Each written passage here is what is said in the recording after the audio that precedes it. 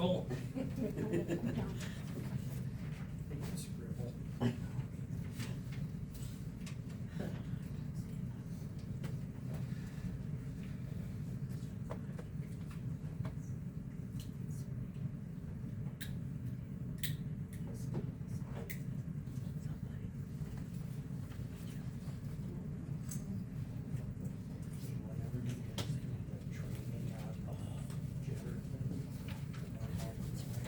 Give me a call.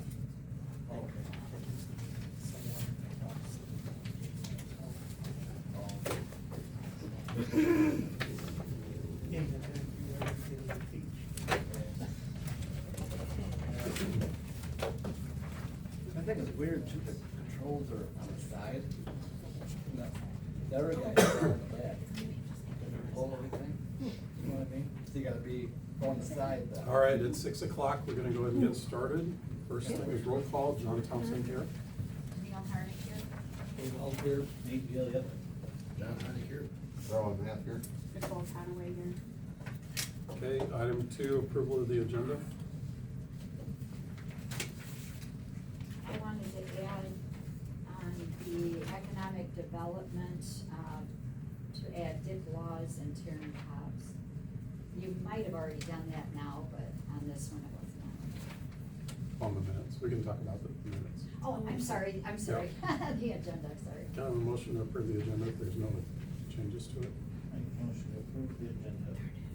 I'll second it. Discussion? All in favor, say aye. Aye. Any opposed? Okay, approval of meeting minutes. Okay, no, you can't. Sorry. To add Dick Laws and Taryn Cobbs. To the Economic Development Committee. Yes. I have a correction for Thursday, May 22nd, special board meeting. Item 3, motion carried, it says on here 4-2. My understanding, it should be 3-2. Neil Harnick, Robin, and Nicole said yes, me and Nate said no. So Dave wasn't here, so it should be 3-2. I said yes, sir. You don't get a vote unless there's a tie. No, I get a vote on all items. I believe that's in the ordinance. John, I voted on. Okay, okay.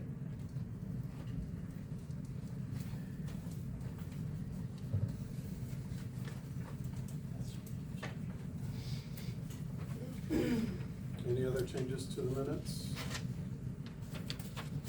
Someone want to make a motion to approve them if there's no changes? I'll make a motion to approve the minutes as stated. DH South. Second. And that's Thursday, May 1st,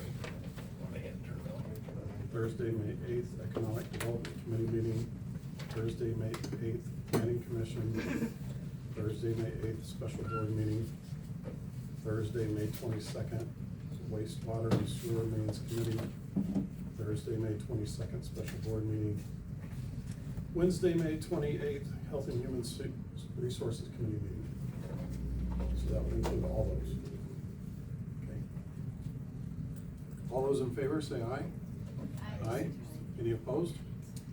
Okay, motion carries. Number 4, citizens wishing to be heard. Okay, Sandy? Last month we talked about the dead end sign going up Howardale. Mm-hmm.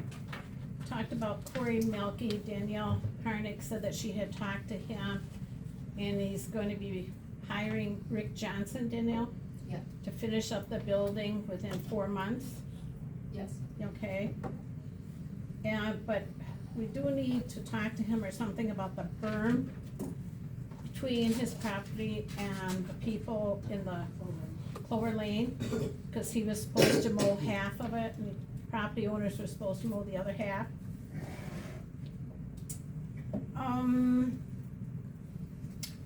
I brought up the cars on C Street, no current license plate, and parked only 5 feet away from the stop sign.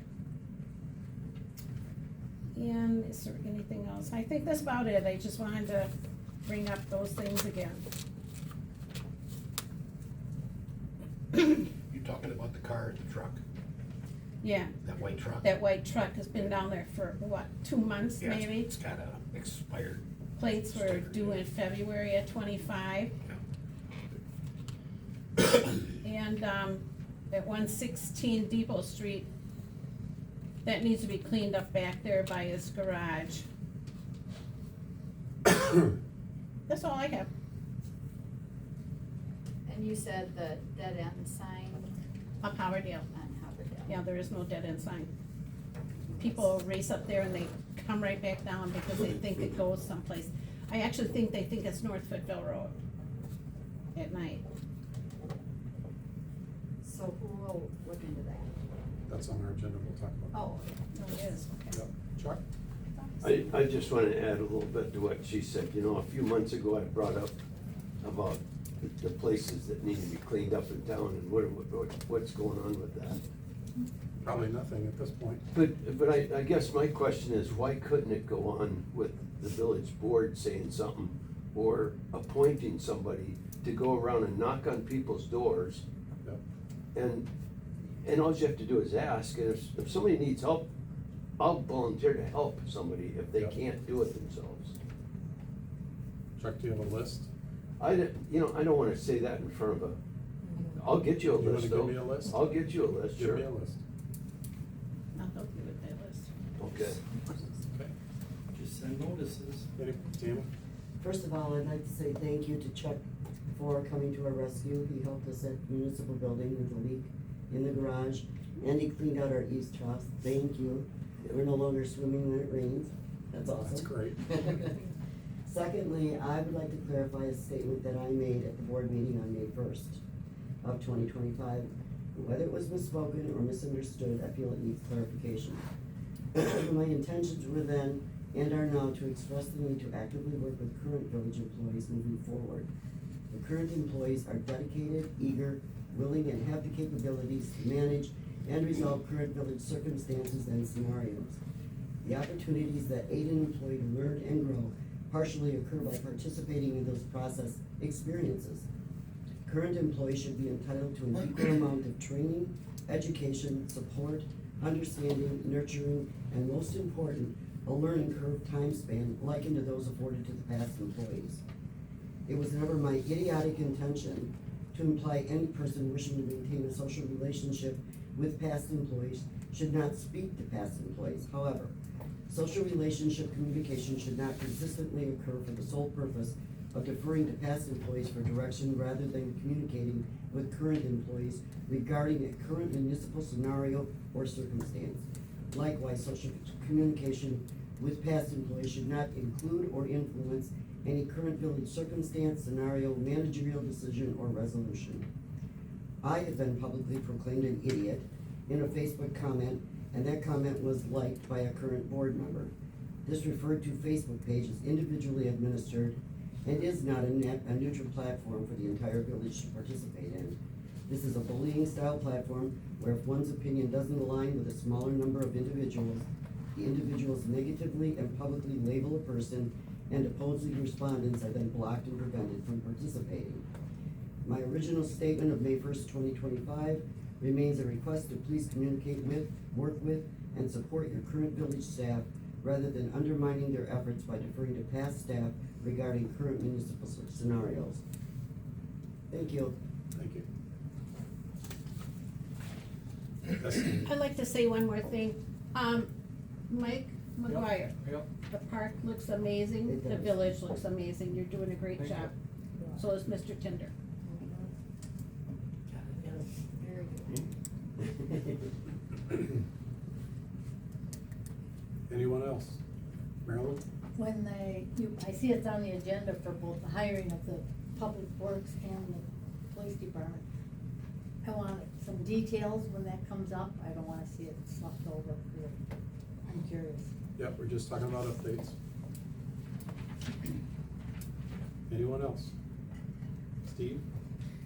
Yeah, what is, I know I had people lined up for April 19th interview for the police department. Is there any of them left for interviewing, or have they moved on to other things We've been talking to all of them, and we'll talk about that at the later in the item in the board meeting. Yep. Okay, and also, I've talked a little with Walkerville too, they have entertained the idea of a merger again. I think, I talked with Nate a little there, but has anyone else consider talking with Walkerville possibly again? Because, I do believe that worked out pretty good in the past, and it may really work better for both communities. But I think, it ought to be an option anyway on the table. I do realize we got investment here, but, I think it is something that should probably be talked about. For police department, is that what you're talking about? What's that? You're referring to police department? Yes. Okay. So, Just FYI, this morning on the radio, I can't remember the guy's name, but he is somebody that works in Beloit, or had worked in Beloit. They are setting up a whole grant scenario that will only benefit Beloit, Orfordville, and who's the other one? All small communities. Yeah, and it is for small police departments. I think it's the departments under 25 employees. Yes, departments under 25 employees. Can you share that with me? Yeah, for what I can remember of it, but it might come up in my newsfeed because it was on JPL. Yeah. Oh, So, okay. yeah. okay. Anyone else?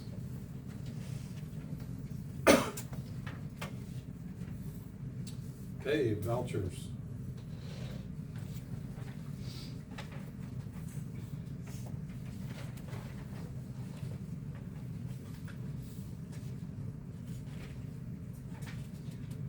What is the email here, or the Russell Law Office, or email attachment received and reviewed? Computers and DPW.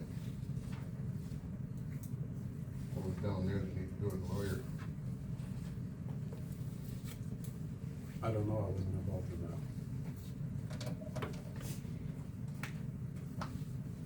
Well, if we get hold of the lawyer, it's gotta go through you, doesn't it?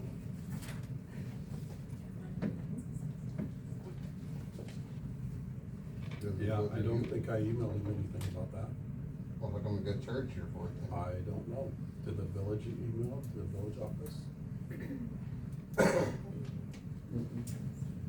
Is there a detailed bill for it? Exactly what's on there is what it says on the bill. Does it have a date? Can you guys give me a date from the bill? You don't have to do it right now. I'll be happy to look at that. I don't think I emailed. I think the last time I emailed him was before the May board meeting.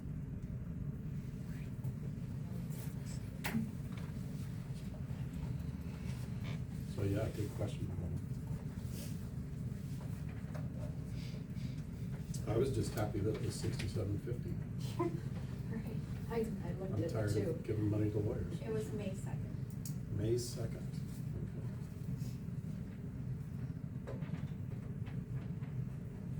And there's another one for status and documents on DWD claim. What's that? There was a Department of Workforce Development claim, complaint by a previous employee. And Tammy informed me that that is closed. And so I assume that's just the email letting us know that that complaint is closed. No, that didn't come from the village attorney. That came from the attorney to the municipalities. Okay? So that was an inquiry or something. Yeah, I have no idea what that's for either. Unless that's when I had just asked him for information on that. That's probably what it That's is. probably it. Cause I saw it. And then the correspondence on union negotiations, that must have been me telling him that we didn't wanna do anything. So.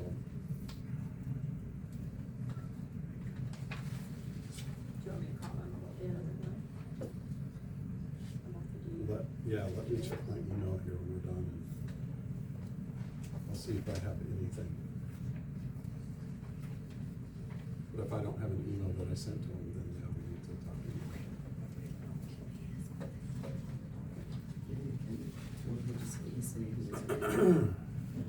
Nobody else has questions on the motion to approve the budget? I'll second it. Any other discussion? Okay. Motion is second. All those in favor say aye. Aye. Any opposed? Okay, motion carries. Number 6, treasurer's report, water report.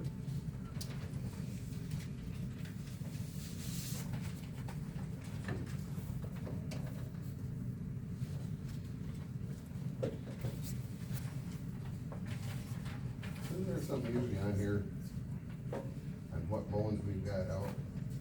And monthly totals? Like a current balance? Yeah, that's current balance, what we owe and the payoff. Notice there's some on some of them, but not all of them. I can add that. And on past ones I looked at, I know it would say like upcoming, like if there are payments coming up in the next month or two. Yeah, So- for your, I can, well, your monthly payments. Like you always said, there's always 3 loans down there. One for the streets, one for the building, another one for, I think, The house. people. Yeah, the house. The house, yeah. Okay.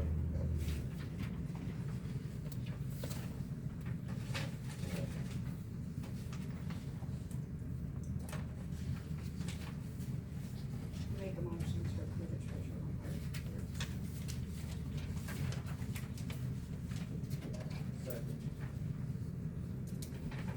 Any discussion? All those in favor say aye. Aye. Any opposed? Motion carries. Sewer credit, we have none. Licenses? We have 2. Do you want to speak to that, Stacy? So there's 2 operators licenses for, 2, mobile Mailer employees. Their background checks were clear, they turned in all their information and their fees. And then the other ones are the renewal of all the liquor licenses for the establishments. Anyone have any questions or discussion about this? I make a motion to approve the liquor license renewals. I'll second. Okay. Motion by Danielle, second by John. Discussion? Is that to approve the 2 operators license and all the renewals? Yes. Okay. All those in favor say aye. Aye. Any opposed? Motion carries. Okay, number 9, Planning Commission recommendation for conditional use permit for 319 Old Highway 11. The Planning Commission met at 5:37 this afternoon, right before this meeting, and made the motion to recommend approving the conditional use permit for that property. That is the Aiken Manufacturing Building. Roy is the new owner, and he is either gonna be happy and elated or in a fetal position, so, according to him. So you should have a report from Batterman. Nothing's going to change at the property, no additional buildings, no operations outside the building. It's gonna be business as is. Brad's gonna stay on for the next 6 months to a year to make sure there's a good transition, so. Does anyone have any questions about that? Make a motion to approve the additional use permit. I'll second it. Motion by Nicole, second by Roland. Any discussion? All those in favor say aye. Aye. Any opposed? Motion carries. And, May I present? yep, present him with that. Congratulations. Welcome to. Yes. Appreciate it. Thank you. You are welcome. thank you for your patience with all of this. Well, thank you guys for doing it Yeah. fast. This is probably the Yeah. fastest conditional use permit you guys have issued, so I appreciate it. Yeah, all right. Okay, number 10, Economic Development Committee update. Good evening, everyone. Our next meeting is June 26th at 6 o'clock, and we will have a gentleman by the name of Jason Scott from Wisconsin Economic Development Division, and he will be talking about grants that are available to downtown development and other grants that apply to the village of Foothill. He was supposed to be at our last meeting. We got kind of screwed up on dates, and so we're going to have another meeting on the 26th. Some interesting news. We've been, fellow Larry and I have been searching the University of Wisconsin to try to get contacts with the student group that engineering students and architectural students, and we have kind of hit pay dirt. Eric, whatever his last name is, if you can pronounce it, good luck. And anyway, he and I have been conversing back and forth on email, and he's very interested in coming to Foothill. And it would be a year-long project at the university level. We would probably have 3 or 4 students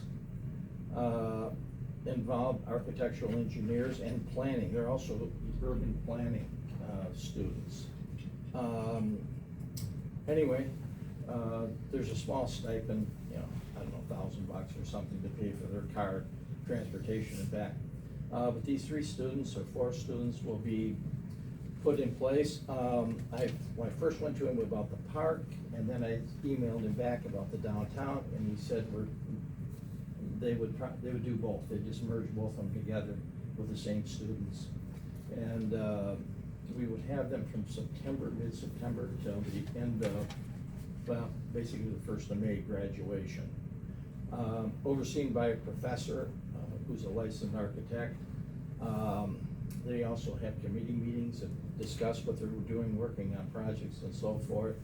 And I think it's a great opportunity. It's, let me just kind of describe what you end up with. The Department of Planning and Landscape Architecture at the University of Wisconsin-Madison is currently pursuing opportunities for design and planning service projects to be considered for the 2025-26 senior capstone project. Most designs and planning projects fall within the community design, placemaking, urban, industrial, waterfront development, park and open space planning. Upon completion of the project, each client receives a comprehensive design and planning document that can be used to support future designs, planning, grant writing, and other fundraising efforts. The year-long project takes place from September to May and are completed by teams of 2 to 3 seniors, mentioned more in ours because we had 2 projects. Students in the professional landscape and architectural degree program. Each student team is guided by an advisory group from the host community and supervised by faculty. So it's worth a lot of money. You're looking for consulting fees, you're probably maybe looking at saving $30,000 or $40,000. And we haven't won it. We have to apply by July 15th, but he was very interested in our project and what we were doing down there. So hopefully we become fortunate and be a winner in September. The committee has also decided that we're going to have a formation of our own a nonprofit group to acquire grants. The grant program from private enterprise, generally speaking, would prefer to give to a group that in turn would, use it in their community as opposed to directly giving it to a city. So we think we're going to increase our chances of possibly winning one of those grants. It would become a 501c3 easy, and we thought we would have to come up with a bunch of money, but, through, your, economic development people, you got a great bunch of people on that committee, and we found a way to probably save $3,000-4,000 up front by finding somebody that would volunteer to do it for us. So, those people are always working for you. Anyway, that is about it, and we welcome you to our meeting on, June 26th, and, always look for your, your insight and, your opinions on things, so, thank you much. Is that at 6 o'clock, 5:30? 6 o'clock on the 26th. Can I ask a question? The surveys that we took in about the flooding, who would like those surveys? Where should they go? We want those, we would, Economic Development Committee, because we're going to use those probably as information prior to, to have, when these people come to the, if they do, listen, nothing is nailed down yet. Hopefully I think we get a good chance of getting it. Well, I think we've probably taken in all we're going to get. Yes. So, okay. Did they get sent to Batterman, or they're just here? Oh, okay. Does Batterman need those for that grant? Pardon? Does Batterman need those floodwater Oh, definitely. information? Yeah. the Yeah, I had floodwater- brought All it you back need here is- to send to Batterman. Yeah, all we need is a directive on what day is to be done with them. Okay, I would think. that's our interpretation of what we're going to do, isn't it? I would think send them to Batterman, but make copies for the economic development. Yes. Does that make sense? Is there Yes. someone in particular at Batterman? Yeah, Tom Okay. Need, not Tom Need, my God, that's Needham. 50 years ago. You remember him. Todd Needham. Todd Needham? Yep. Tom Needham. Yeah. Oh, okay. And if you have them electronically, that wouldn't be bad. Well, we don't, but we can scan them. Yeah, Yeah. I'd be interested to see them too. Okay. Yeah, even if I just came in and looked at them, but if you're gonna scan them. Well, and at this point, I'm not sure who's gonna be dealing with them, because we can send them to Todd, but as we know, Yeah, he delegated off to. yep, to Frank Frank. probably, Mhm. yep. So, we'll send them to Todd and see what Yep. happens. Yeah. Okay, cool, thank you. You're welcome. Anything else? Okay, number 11, Footville Department of Public Works, Mike Tinder, Greg Richter. Can we in future meetings add Mike McGuire to that list too? He should be on that as well. So, All right, well two, it's been treated, and it's still part, we did a gamma test, and, see where the 228 was coming from. It identified 2 hot spots, right around 200 feet, and then down at the very bottom. I called, Troy from CTW today, and I asked him where he was with a spinner quote. That's where you run the spinner down and find where the production is in the well. To find out if we'll lose any production if it pulls off the bottom part of the well. But he hadn't had time to work that quote up yet, so I'm waiting for that. And later on, I think on the items with water quality, I'll talk more on that when we get down to that item. Otherwise, we've been taking care of business.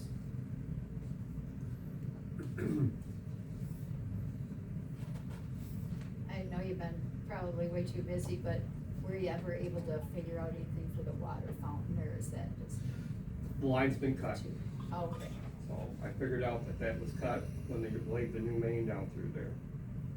So if you wanna redo it, you'll have to bring somebody in and do a tap on the main, run a new line to it. So it'd be a big project. Yeah, I'd say probably somewhere between 8 and 10 grand. Yeah, I think it might bottle water. Yeah, Yeah. I just wondered, I thought if it's a big fix. How long has it not worked? A long time. Since Lily was probably 3. Yeah, I was thinking. They had a big ramble. is the water fountain still there?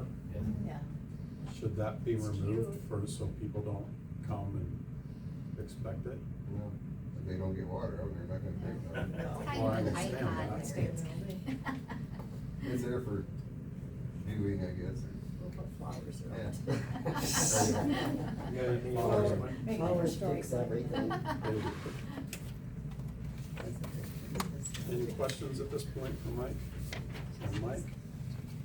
And I know Nate's been working with Greg, and Greg's keeping everything going well down at the plant,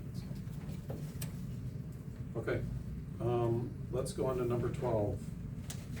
Sewer backup at 206 Haberdale Drive. We had a plugged sewer line, Tuesday night when it rained.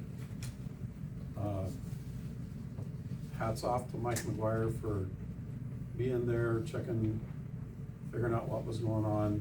We did have to call in a person to come and jet out the sewer, so we're gonna have a bill coming for that. There was a lot of water running down that sewer line, and there are only 12 houses in the church above it. So I don't know if that's something we need to look at, if the sewer line has a lot of incursions where stormwater's coming in, or people are pumping sump pumps into the sewer. The person prior that lived there, he had the same problem, but it was like in March or April. That was maybe a couple of years before he moved out. Okay, so probably around snow melt time. There was tree roots in the line, Yeah, big gobs of them.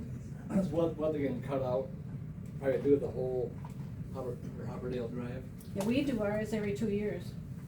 Was it in the main or in the? In the main. Oh, it was in the main. It was terrible. Yeah. When he went up through it, it come out and the sewer filled half full, it just gushing.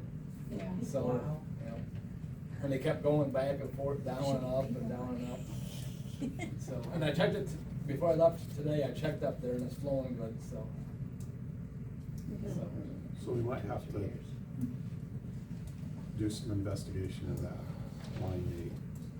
So you might put that on your sewer committee list. Sewer line don't know time of day, does it? But yeah, it seemed like a lot of water, so like I said, either there's compromise to the line where there's a lot of groundwater coming through, and if that was happening before, at that time period, then maybe that's a sewer line that needs to be lined. Maybe that You needs to know, be a Mike, priority. have them lines been, relined up there? I couldn't even tell you that. When you look in, you should be able to see the green or blue linings down there. Is that one of the streets that need to be relined? There's, I don't think it's a lining, he told me it was, the roots were terrible. I mean, the jetter would go in and you couldn't even hear it, was that tangled up? There's that much stuff? There used to be a lot of trees there that I kind guess of. the roots and it wasn't lined. Yeah, cause I don't think you can roll I through know the that's- lining, um, just like a I tile. know I'd asked Joe before we left, which ones, if you had a map of this village, which ones have been lined or whatever. He says, well, just go pull a manhole up and look. Yeah. That was the answer I got. Did we So- get anything from? I didn't see no liner down there, no. I don't know. So we haven't got anything from MSA yet, cause there was a little confusion between Stacy and I as to who was going to send the letter, so they have the letter. I don't think you've got any reply yet, so. But we will give them probably till next Monday, and then I will make a phone call. Or I'll have the office make a phone call, and we'll ask them what they're going to give us. We do have, Todd from Batterman said when they were down at the sewer plant, they found a lot of, DVDs with camera information down there, there's a lot of stuff down there. So they made a lot of copies, it sounds like, of things. They're gonna scan those electronically, bring those back to us, so that we have those electronically, and so they have them too, with like the SOPs and those binders down there for the plant. But I think they, Mike, do you know if they took those DVDs for the camera stuff? I don't, they sent an intern over, Right. and he grabbed a bunch of stuff. I know a lot of it was, old mapping and the plant and, the system. I said, I didn't know for sure what he needed to take. I said, well, take all of it and bring it back. Yeah.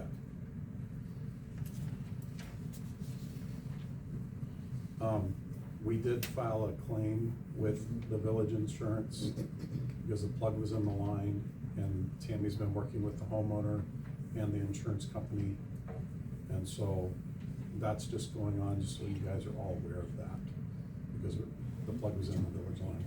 They did have someone come in and rotor out their line, and they got all the way down to it sounds like they got down to the manhole below, and then the water started coming in more. So, anyway, that's in process, just so you all know that. Would it be, should the guy get something on back or get battered? Get something lined up to try and get some of this lining scheduled? Sewer lines, I don't think there's that many left in town, I think they've got quite a few of them done, but it's something that should be. We should have Batterman working on that, or? You could look at it, but another thing we could do is under Broadhead, they do sections of their city every year, and they jet them. It'll save on lining everything right away, but if you jet, so many lines, then okay, these ones might be good for a little bit, so go, and the next ones, you save up enough money, and then you pay for your line. We've got our jetter. You know how to run that jetter out there? Not yet, we have to learn. Yeah, we gotta get it out. We got a guy that's gonna show us how to do it. I was gonna say, is there somebody you can get hold of to come over and? The guy that come last, or that night I jetted, Yeah. he told me when he's not busy, he'll come and help us get it going, or, he's a nice guy too, really nice guy. Where is he from? Was that the guy that crashed it? Yeah. Did you guys find out who we bought that from? Did you find the manual for it? No, we haven't, Not yet, they we haven't haven't had a had chance. time. Maybe we could look in the vouchers or in the QuickBooks and see if we can figure out, it's a couple years old There is a folder in the safe. for it.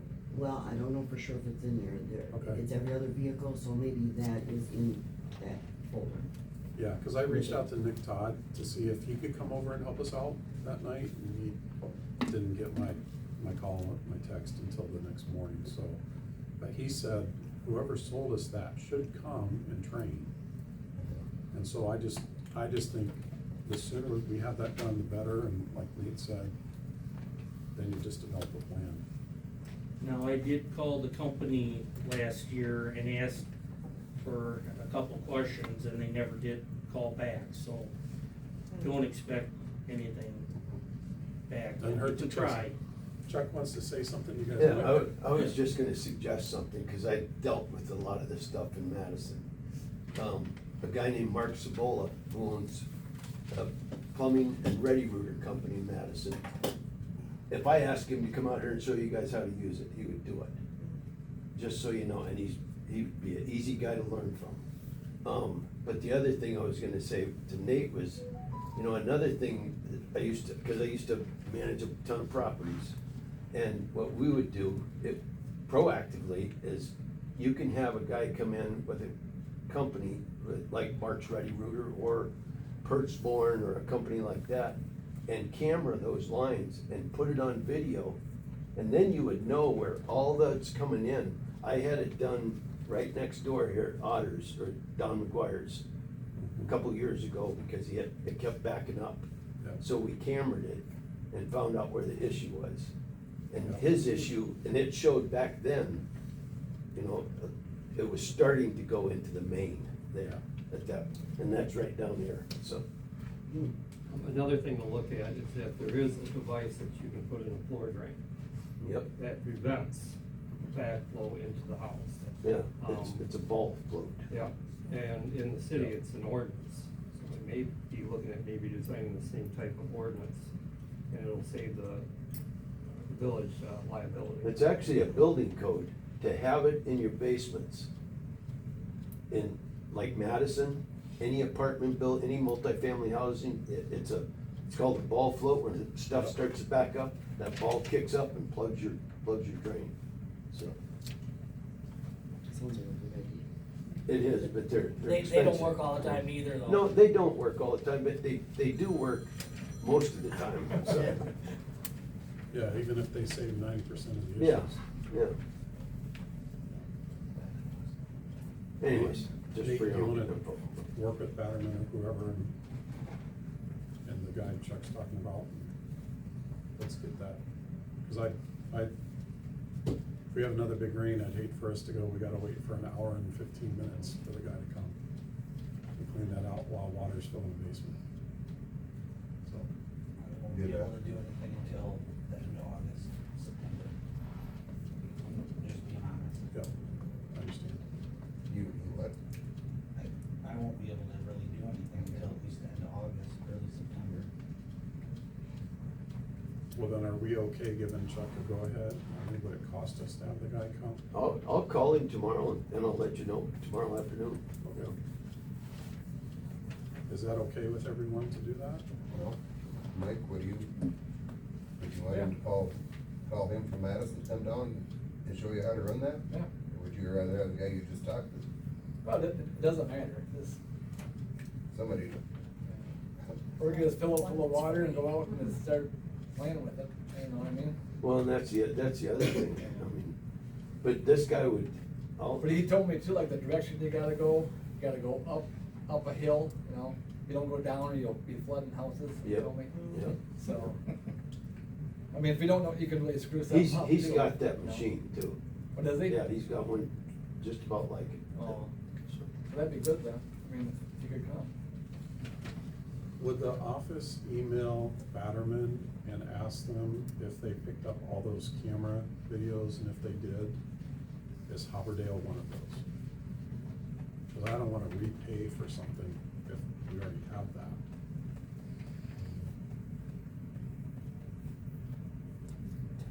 County office, yes. It's different now. Yeah. Stacy's making it. Okay. So if you guys just follow up with Todd and see what we know. Maybe if he could just send a list of like all the streets that we have cameraed, if they took that, all those materials. Okay. The only bad thing is how old are the videos. I understand. But, I mean, I think all that information's on there, but it's a starting place. Okay, So did we want Chuck to do that? yeah, are we okay with Chuck doing that? I think I'm all right. Anyone, I don't know that we need a motion if we're all in agreement on that. Unless you wanna make a motion, I don't care. Okay. Thank you, Chuck. Number 13, discussion possible action, CMAR report resolution. Greg was, said he would have that done, but I have not received it. Okay. So another meeting to approve that because it's due at the end of June. There has to be a resolution by the board. Okay. All right. I was working on it on Tuesday night. When I was down there. Okay, so we'll table that to a special meeting. We can't table it for next week. No, it's gotta be done before June ends. It's gotta be submitted by June 30th. Yeah. And it needs a board's approval before submission.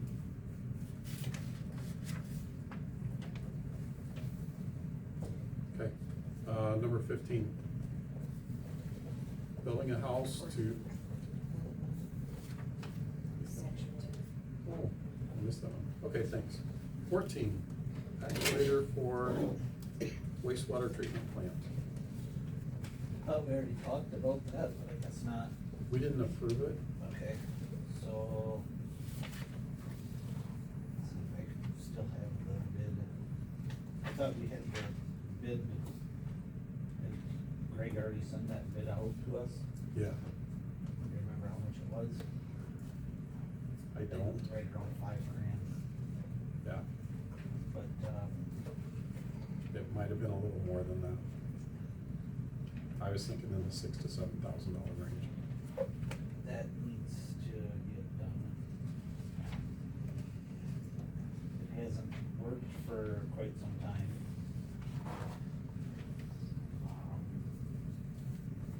Jeremy Milky told me it didn't work when he was on duty. So that's been a very long time. Why has it been down this long? We're doing all- You're asking the wrong person. I don't know. I think they tried to fix it, never did, but this will get it done. I think we tried to Band-Aid it.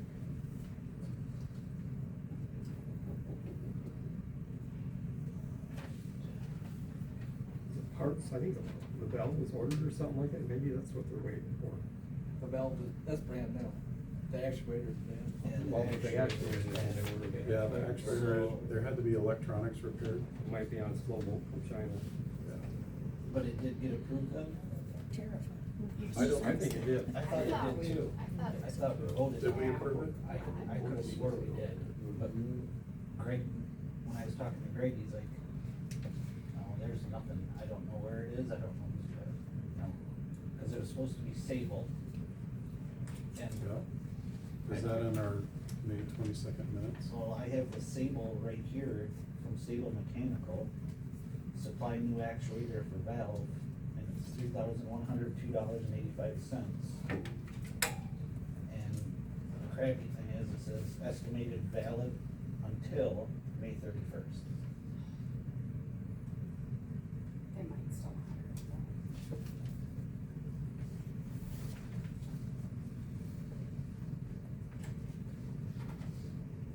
So then, you know, if it did, I thought we approved it, but I could be wrong, but I thought we did. But somebody needs to contact Sable then, and Yeah. give them the yes or no. I thought that was okay too, I thought we had everything okay. Well, we approved the generator maintenance plan. The actuator's not on this because I don't think, what date is that email as far as the actuator? May 2nd, and then we had that special board meeting, and I thought that got added on that other board. Was there a second email? Because that didn't include labor, and I think that's what you're looking for. Is an all-inclusive bid, and that didn't come until after that May 22nd meeting. Yeah, I don't see anything on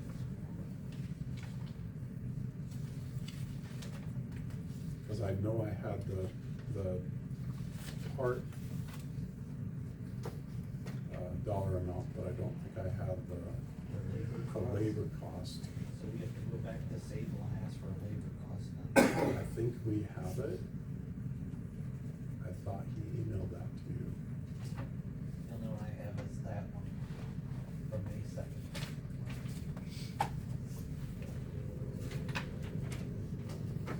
Well, I know it was under $10,000, it seems like it was about $7,000.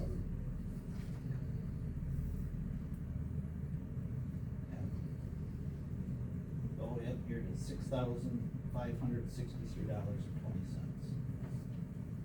Yeah, what's the date on that? May 5th.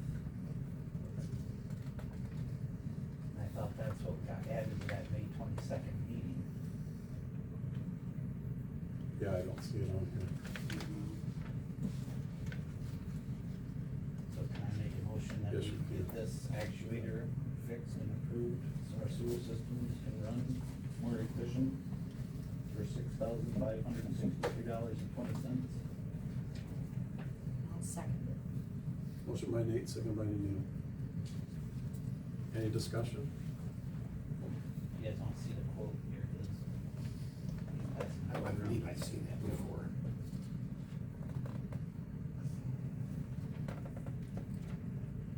Don't be looking at his picture. With less, like I would say, large. All you'll see Look is at his pigs. pigs. Say every pig right is pigs in the daughter, so. So who'll go ahead and order that?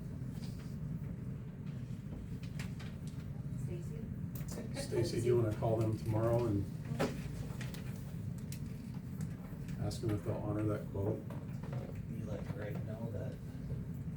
I think I saw an email somewhere where John emailed and told him to go ahead. To go ahead. Yeah, I'd have to look back at the office in the morning. Well, regardless, let's get it into the minutes that we approved it, so we're covered. So we have a motion and a second. Any discussion? All in favor, say aye. Aye. Aye. Any opposed? Okay, motion carries. And do you wanna send an email out to Greg? Okay. Number 15, building to house pilot program materials down at wastewater plant. Can you ask for this to be on? So, the pilot program's doing well, from my understanding, so it sounds like we're gonna be putting chemical. Sometimes we gotta house that chemical, so we had a wastewater committee meeting, we all agreed that we need to build a shed down there. I went and priced out the pre-made sheds over by Broadhead off of 104. I talked with Greg after, I talked with Mike, I went down and talked to Mike too. It might be cheaper if we just build something on top of that concrete, because that concrete's never gonna freeze, that water's consistently 57 degrees, right, 56 degrees? 57, yeah. So we, so I did contact Wayne Detweiler, and I contacted D&L. Wayne's the only one that got back to me. I haven't talked to my neighbor yet to see if he can give me a quote. He might. Oh, that guy? My son might. So, but right now Wayne came in at like, it was just a hair over 4,000. I know we can get it cheaper than that, cause we can buy one of those pre-made sheds, and it's $3,800. What size is that? That was, what did we say, like 12 by, no, it was 12 by 16, because we can't cover the. The hatch? Yeah, the lab, the. Septic, septic. Yeah. Thought you originally said 12 by 20. Yeah, but then I went down there and measured it with Mike, we can't go that way, cause otherwise You we could do won't be that. able to lift that, hatch. What color do you want? And that'll house the eyewash station and everything. Yep, and so it'll be heated Yep. during the winter time, so we'll put the eyewash station in there. And then talking to Greg, it would be better for that composite sampler, instead of being sitting out outside all the time. Mhm. If that's inside, that's why we're making the building a little bit bigger, so we Yep. can put that composite sampler in there. So that's my goal right now. Yep. But I'm still waiting on prices, cause I don't wanna just go with one bid, Okay. so. How urgent is that? Has to be done before the snow flies. Okay. So if we can get it approved, I'm hoping by the August meeting. And if we can get it built by October, November, it should be Okay. good. All right. But that's the update on that. Okay. Do you want me to just carry this ahead to the monthly meetings, and if we just need to table it, we'll just do that? Yeah. Okay.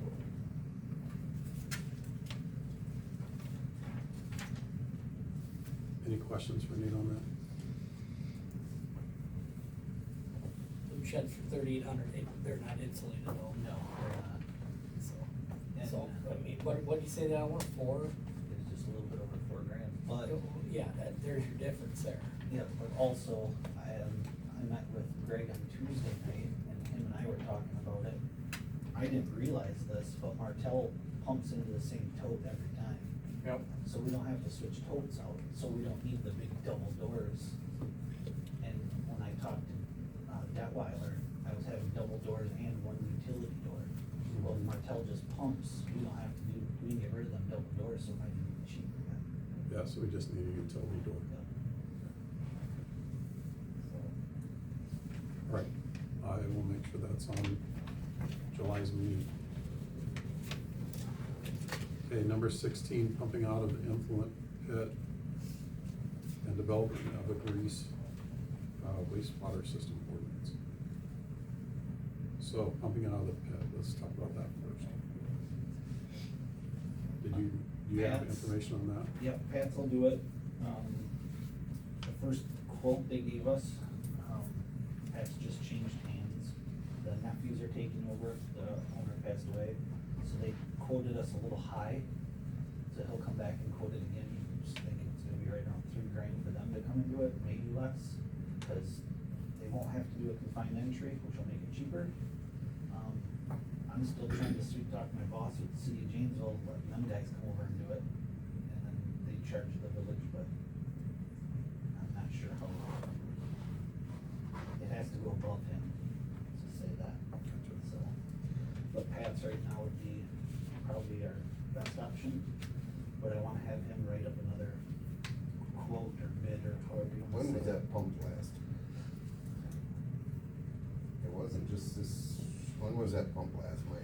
That thing, I don't know, it's been, Well, he was just down there pumping here just. a few No. months ago. that's a septic tank. Yeah, this is the actual pit where The the. pit where it comes in. Oh, okay, Influent. the other one over, okay.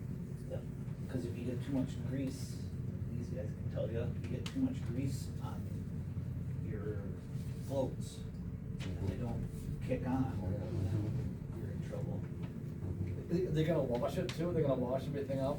Well, Or can't they? Greg was hoping that if they do it, they could bypass it for enough time where they can actually maybe get down in there and clean it.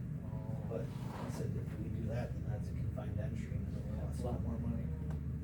It's a long ways down. 20, what do you say, 20 feet, 24 foot? Yeah, it's at least 20, I think. Yeah, it's a long ways down. That's still right there. So do you wanna table this until the July meeting, how urgent is this thing? Well, did we, I could swear we talked to the attorney about writing up an ordinance 5 or 6 months ago. Yep. Didn't we? Has there been any progress on that? Nothing. I have no idea. That was before me. I think that was before the attorneys changed. It could have been. Because I know the sheet here for like the Lake Geneva and the one that you just gave us. Yep. So this Wisconsin state statute is you have to have your grease interceptors pumped out every 90 days. I mean, the only bad thing is who's enforcing this in Football? Nobody. So we Right. don't know if, they could have gone 2 years without pumping. Yep. And we don't have anything like this, I don't think, in No. our ordinances, so, But even state statute, they should be doing it every 90 days. correct. We discussed this back in So I don't know. Yeah, 24, yeah. redoing the ordinances, Yep, because Joe was still here. yeah, 23 or 24. Yeah, and the, Lake Director never got nothing done. yeah, the one from Clinton is very similar to what we actually have in our ordinances. So we do have something related to it, but it's not as extensive as this one, and I pulled this one because I thought it was pretty thorough.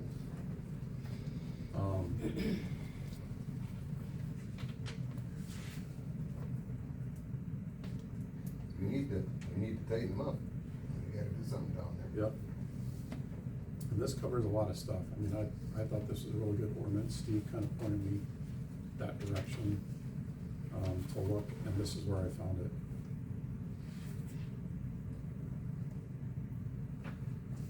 So my thought was, if we liked this, we could always contact the Village of Fontana, ask them if they would let us borrow their ordinance language, send that to our attorney, and have him draft it, and then we can look at it, And then approve it. and then approve it. Are And these they- the only two that we got?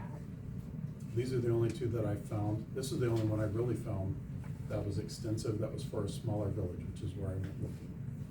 I thought I could go look at the city of Milton, they have one. City of Madison has one. Some of the ones that I found were 25 or 30 pages. So I thought that's a little excessive, but this, 2 pages seems very thorough. I think it will address everything.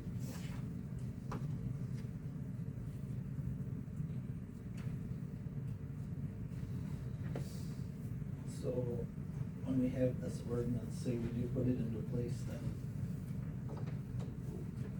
who's gonna go to the restaurants and the gas station and say, show me your paperwork? Or, who's actually gonna go in and inspect the grease trap to, yep, this has been pumped out? Or, somebody could just hand somebody a piece of paper, yep, it was done, oh, okay, good enough. You go back in your kitchen and your grease trap's full. And then it goes down the sewer plant, and then it plugs the pipes and, well, not just grease, but rags and everything else. So in other words, who's the ordinance police? Well, Yeah. You could call the state. 'Cause I ran into this in Madison, and we had a community center on one of our properties, and that was our issue with it. And the state came in and issued them the citation, because a phone call was made to the state, because it's a state ordinance. state ordinance. Yeah. So, 90 days, so. Maybe we should do this ordinance and start with a phone call to the state. Exactly. State inspector will come Yep. and check it. Yeah, cause once we have something like this, I think we have some I teeth. got hired up, went down there. Tramp was all. Yeah, I'll make a motion to get this ordinance sent to our attorney, or see if we can steal it first and borrow it. See if they'd share. Yep.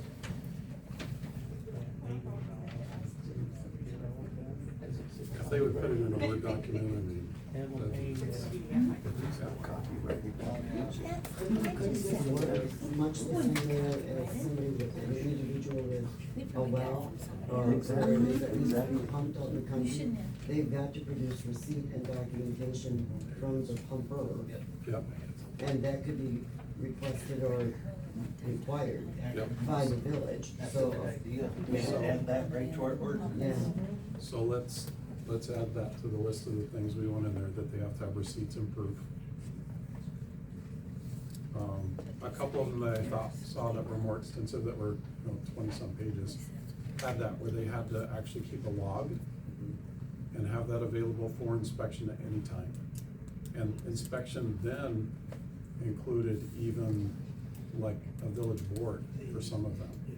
Cause I found some villages that had a really long, and the village board members were actually inspectors, so we can even make that the initial contact, that we can go in and ask for their log and visually inspect the trap. Somebody would have to do that. Somebody would have to do that on a very regular basis, every 3 months, yeah. Or require their paperwork to come here and it's part of their file.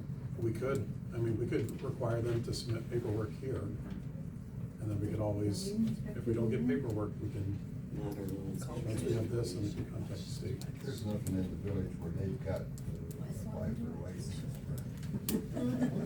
Something like a liquor license, like the,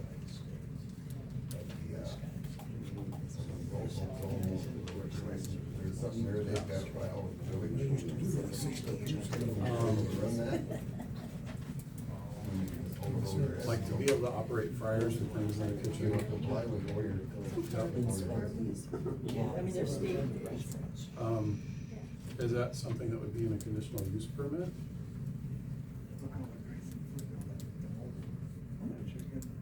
Would you guys look at the conditional use permits for the various places in town that this might apply to, and see if we put any type of expectation for them to actually do this? It's gotta have some kind of, they don't do it, we gotta have some kind of enforcement. I mean, you can always modify conditional use permit to include this. So if that needs done and we have this ordinance and the state will back us up, I think we need to do that, so. Like I said, I thought this 2-page document was adequate, but our attorney can look at it, review it, give us his opinion. But we do need some kind of accountability method in there, like Tina suggested.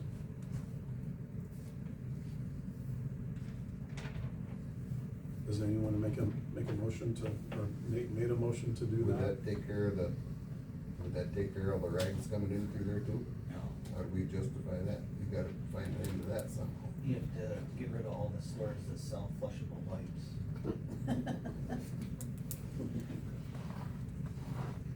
Yeah, I make motion to go ahead with the ordinance and then adding that they have to come and prove documentation that it's been cleaned out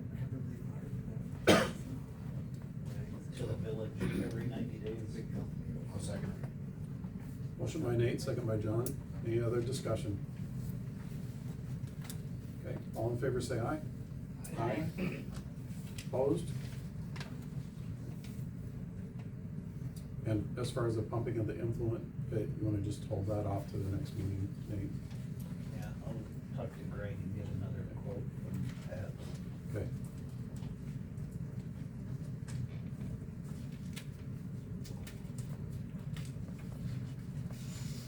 And if we have one before we have the meeting for the CMAR report, we could always do it right then. Okay. Number 17, discussion on the water quality investigation proposal for radium in the water supply. And I'm gonna turn it over to Mike Tinder. Yeah, water quality, he is the #1 guy in the state, as far as investigating of, the radium and that. The quote, it's a lot of money. We're at a position where we already have 2 opened up right now, so there's an opportunity there, to get this done. It'll probably save us a little bit of money. If we go ahead and put everything back together and then we go into an action mode, we're probably gonna need him anyhow to come in and do exactly what he just quoted us for. And so it's kinda like a damned if you do, damned if you don't. I haven't met the guy yet, but he comes highly recommended. When he speaks, the DNR listens.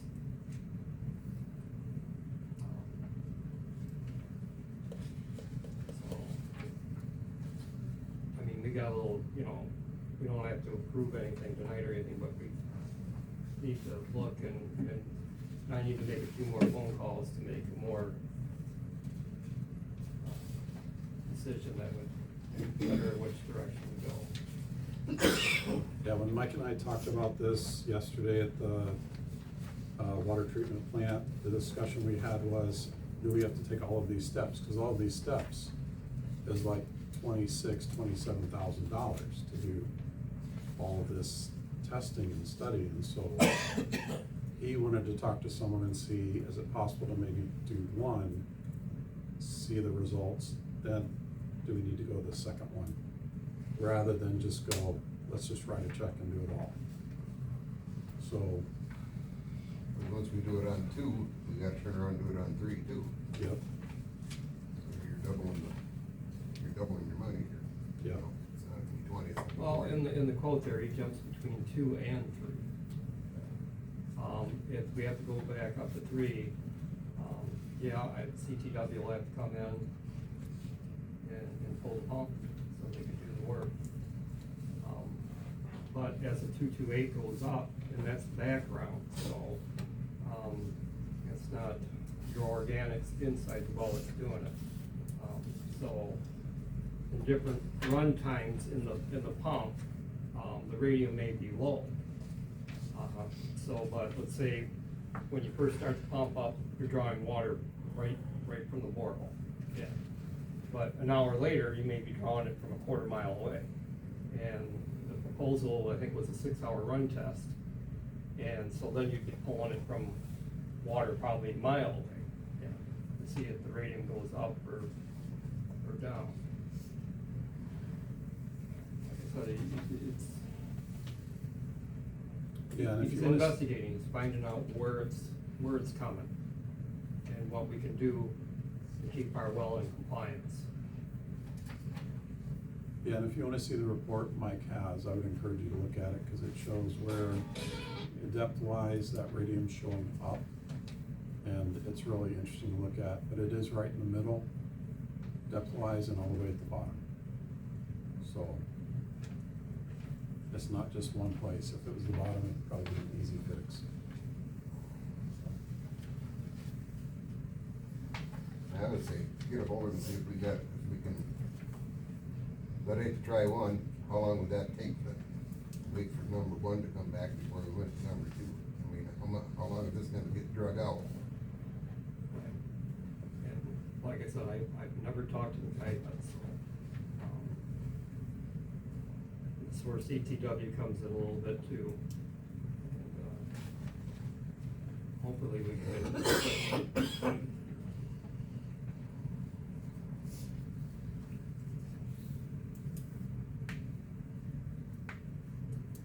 I struggle with the cost too.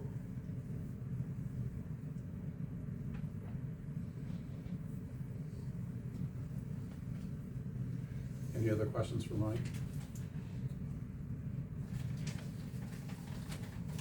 So I'll just put this on our next regular meeting and let Mike do some more talking and investigation. And then hopefully we'll have some better direction. So, but yeah, he wanted everybody to see this so we could start being prepared for something that might cost a lot of money. We have to do it. We're gonna table this in July then? Yeah, yeah. Guess well, who's down for another month then anyway? Yeah, I've contacted the DNR and they, deactivated, or put it down as not active. So it takes away the required testing that I have to do at the well. Any other questions? Okay, let's move on to number 18, approved trainings for Mike McGuire.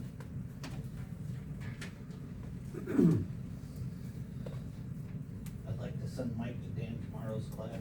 It is next week, June, it is next week, no, it's not next week. Week after. Yeah, I think it's the week after, I think it's was it the 23rd through 27th? I think it was, yeah. I asked Mike if he could go, he said he could go. You still wanna go? I can, but we gotta have somebody here to, Yep. I don't know how you're gonna do it. And that's what, so Greg and I were talking, Mike has to take samples on Mondays and Tuesdays. And Mondays, speed delivery picks them up, right? Yep. Tuesday, you have to have them in Broadhead by 8:30. 8:45. 8:45. He still takes samples and runs pH tests, the new pH meter. So if we send Mike, which I strongly encourage it, we have to have somebody take samples on Monday and Tuesday. So, But then you gotta have somebody here if something happens too, you know? yep, and that's the, I mean, we're kinda, That's the rub. yep, The next one is in September, end of September, is it? yep, otherwise we were waiting for Mike to get his certification till pretty much the first of next year. Who do you think we can do that, if we send them? Well, I talked to Greg, I can do the pH runs, cause I can do those at pretty much any time. I can do them when I get done with work, but I can't take the samples, cause I have to be to work at 6:30 in the morning. Where do you gotta take the samples? Influent and effluent, right? Yeah. And then you have to do the chain of command Yeah. letters. The one, I don't know how it goes here, you have to pack it with dry ice or just regular ice? It's ice. And then they pick it up on Monday, Speedy Delivery does, but the Tuesday one has to be in Broadhead in order to make the delivery, right? Yep. By 8:45. By 8:45. So I'm hoping we can get somebody, cause I can do the pH stuff, I have no issues doing that, I can do you do your readings in the morning, though, don't you? Yeah. Off of your pumps and everything. Yeah, yep. So. And I can help with the pH readings, I have no issues doing that. But we gotta find somebody to come down in the morning and take the samples, and they gotta get them. I could drive it, I don't know how to do anything else, but. Cause you have to get, is your sulfuric acid already in the bottles, or do you have to add it? No, it was already in It's it. already in it. So, How complicated is it, Nate? it's not bad, you grab the composite jug, you swirl it up, right? And then you dump, I don't know, do you dump it directly into that, or do you dump it into something No, I else? have another container, I pour it, so you can, it's easier pouring. Yeah. So it'd probably take you an hour, hour and a half? Probably an Two hour or so, samples. yeah. So. You show me how to do that. Okay. See how I do. And then I can come in after work and do all the bench tests and everything like that. Do we have all those steps written down? Well, that's what I'm hoping, that I can get with Mike one day, and you just have cross train write something. everything down. So Yep. then on Monday and Tuesday, you have pretty much a cheat sheet to tell us. So like the sheets, I can have all filled out, and you just gotta put the times for the influent, the effluent, and the dosing tanks, and all that. But, Before we do this. but if something goes ahead, like I had an alarm this last week, Yeah. that the dosing pumps went down and all that, then all of a sudden it's normal again. So if something happens, then what are you gonna do, you know what I mean? Is there a reset on it, Mike? You gotta pull out this relay, reset everything. But, I mean, it happened once, and it was like a foot from going over by the time I got down that morning. But the alarm wasn't coming to me, we put in 1608, you don't put one in. So, then the guy that works on electronics, he come in, he showed me everything what to do, so. There's two guys over 70 trainable. Yeah. Check it, I can help you out. Yeah, I mean, if you need us to sign a liability thing, I'll help, we can go down there. No, you'll be in charge. I don't want the liability suit. Well, I'm gonna stay away from you. So, but we have to come down for a training program? Yep, for a whole week. No, what time does it start? I'm not up that early.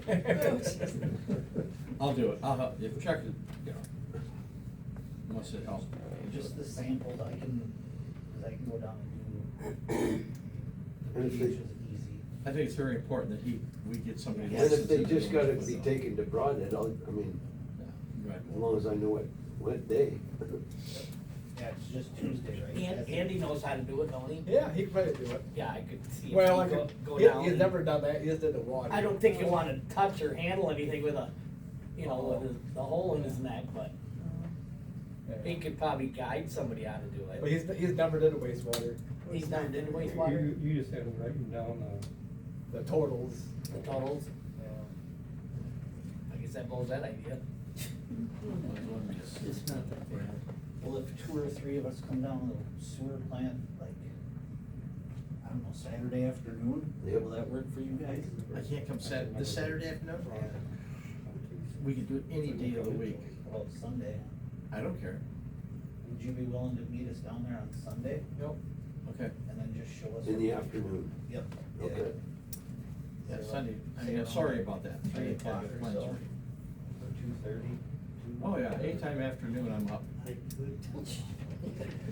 So, 2 o'clock on Sunday, 2 o'clock on Sunday? A little bit earlier than that, huh? you gotta have a little private time, Okay, how much earlier, Mike? afternoons, or like noon. Well, then 12 o'clock, 12 o'clock. yeah, Breakfast time. or 11 o'clock. I'll make this Oh, a man. I might be like 10 minutes late, cause I got work coming on Sunday. Okay. 12:30. Then you'll be 30 minutes. 12:30 on late. Sunday. Alright, Sunday at 12:30. We'll videotape it. You could videotape it. I'll videotape you. So Chuck, you're gonna. It's not that hard, you just gotta put the Yeah, right stuff. I'll in do the it. bottles. I just wanted to sort of. Yeah, I come out with 4th-degree. as long as I know in advance. No, that's just wastewater. Well, if we got all that in place, and I'll approve the training for Mike Morrell, I'll make a motion to approve it. Well, hold on, not stepping on your toes. All right. This is just my opinion, I think we should pay Mike his wages for the week. I think we should cover his hotel, we should cover the cost of the class. I think we should give him either a stipend for meals, or you bring all your receipts and we'll pay it, as long as you're not going to like a $300 steak club. But, and I don't know what mileage is, I looked it up, and the one that I found was like 44 cents. No, it's like 67 or 60, 70. 66 to 68 right So I now. think we should pay him mileage. I think we should too. I think that's fair, I mean, Yep. That's generally what the budget Yeah, is when done. I like- go somewhere, Yeah. that is what I got. and on Friday, I think you're gonna get a tour of either New Water, These places. or they're taking the Lambeau Field I leave my house to at the 5:30 and I don't. wastewater treatment plant. What They'll about do your tour. after this? Oh, that's- We got a guy from Janesville Yeah. that's going too. It ain't gonna take long. At least I know what I was. What day will we testing them? What's that? What day will we taking the test? This is just the class, and then we'll sign you up for the test, I think the next test in Madison is. Oh, I see. I think it's in July, like the end of July. Oh, for the general test? Yep. Oh.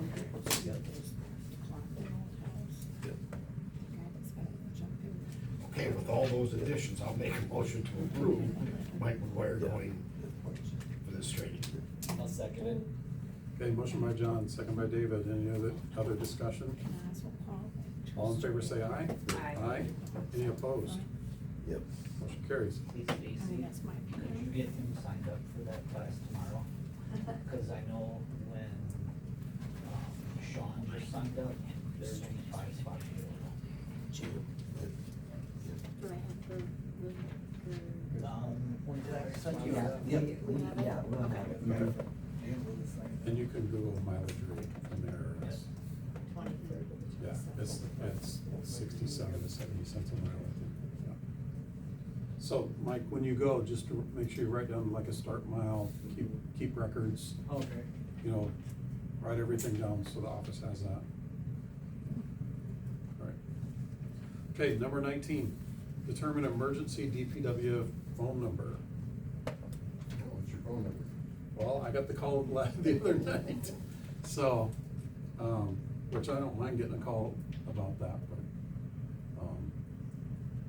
if I'm out of town and nowhere close, there needs to be a phone number for people to call. Anytime of night. Yep. And the only thing, these people that have these funky numbers, like, you know, we have so many scam people calling me all the time. It'd be almost better to text me, so I know, you know what I mean, that I can call them. Yep. Cause you know, how many of them call it to get a day, you know? Yeah. But the thing Spams. is, unless we put your personal cell number, like on the website, and you don't want that. So are you going to can you take the phone home from the water treatment plant? He Because could otherwise forward it's it. personal. He can number. forward the phone. Okay. Oh, okay. Yeah. I think that's your best option. Yeah. You really just leave that forward Yeah. until you get someone else to help you. So then we just need to promote that number, Yeah, I'll put it on the make it website available tomorrow. for people. We'll get it on tomorrow. Yep. It'll be on his end to forward the, wastewater treatment plant phone to his personal phone. Yep. You're better doing that than putting your personal. Oh, yeah, we didn't Yeah, want to do that. or you get all kinds of phone calls. Mhm. Okay. Any other discussion on that? I don't think we need a motion for that one. Okay, compost site update.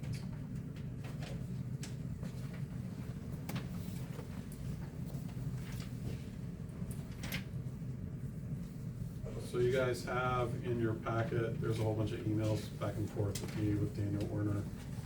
The one on the top is the letter from him, stating what we have to do, just so we're aware of that.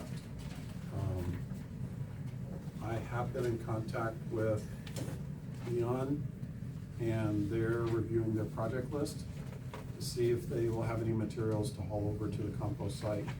I also contacted, Rock County Department of Public Works, and they will also look at that. Their question was, they just wanna make sure that we have had a discussion with the DNR, which we have, about raising that up. So there's the guidelines. So we would have to haul in a lot of material. Once we have that raised up 5 feet, then we would have to contact FEMA. FEMA would then have to survey the land and certify that it's out of the floodplain, that's not going to be affected by that. Or we'll have to add more material to do that. See, we've already had this discussion back in 23, 24. It's all been, so you would have to be 5 foot. Back then it was 250 feet from any waterway. Now it's 100 feet. What's the difference? The difference is if it's a permanent site or a temporary site like what we have now. Temporary sites have different setbacks. Like a permanent site has a 100-foot setback. If you look through all this stuff, from any property owner, a temporary site, a 9-month collection site, it's only 20 feet. So he understands, and I made it clear to him, we just want to do a temporary site.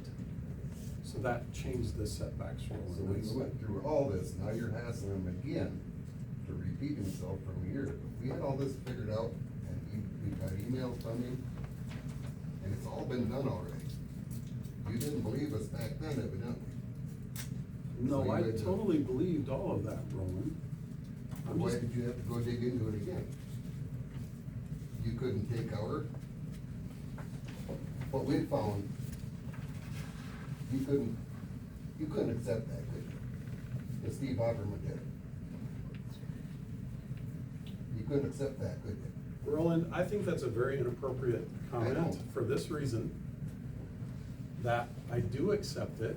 I just wanna ask him questions, so that we're not doing it over and over and over. So you're asking the same questions that was asked before. Is that kind of a sign of micromanaging?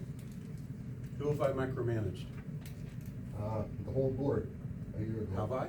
It's went across, you was sitting right there on the board. Have I micromanaged the board? Well, you went behind your back, more or less. Have I? I didn't know you made all them emails. Some of those are from a long time ago. Yeah. Back when Steve had already been emailing. I'm just You asking sent the questions. list out. I went back through them today reading them, and I'm thinking, what the hell is going on? This has all been done, and you got emailed right here, prove it now.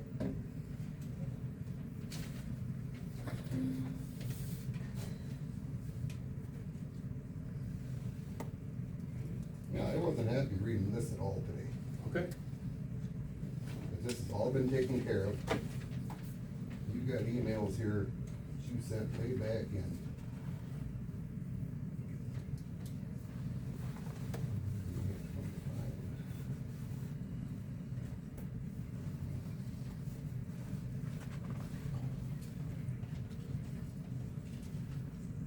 April 30th to 2024.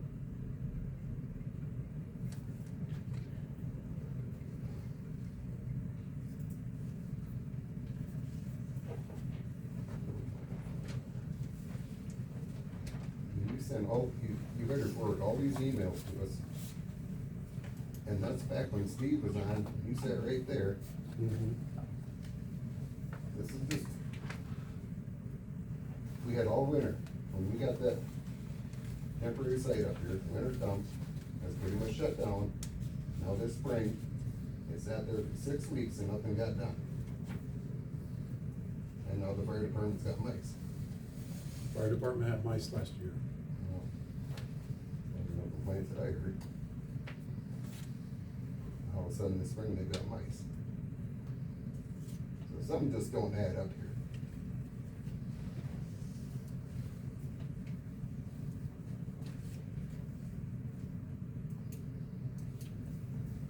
Well, we can move forward with doing something, or we can leave it where it is. Well, we need to move forward on getting that, I knew we had to get that up 5 foot. A Yep. long time ago. So did you. I knew that too, but obviously the setbacks changed for a temporary site. And you didn't know that. I wanna know where that change come from, cause, yeah, it was always 250. I was looking back That's through for, it. yeah, that's for a permanent site. Okay, If it's a permanent site, then it's 250 from Bass Creek. so. If I it's was a down there- temporary 9-month collection site, it's 100 feet. I was down there and measured today, you know where 100 feet comes to? That opens up that whole thing. From the south side of Butts Road all the way north. That's 100 feet. So that opens the whole thing. We was worried about being 250, Correct?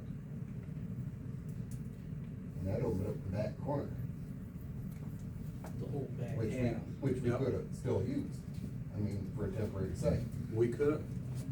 But That's I why sent we- these emails after we decided to put it over here. Cause I Well- wanted to understand. Let's get on the same base then. And stop questioning everything that was done 2 years ago. It's I'm not already in the books. questioning anything from 2 years ago. I voted to put it there. Yeah. I did. Let's get working on getting something done then. If you Okay. leave it over here, let's get that filled in and we got all that brush down there, the stumps. About 11 has to be done down there before we can even start throwing fill in. Right. Have you been down there and looked at it?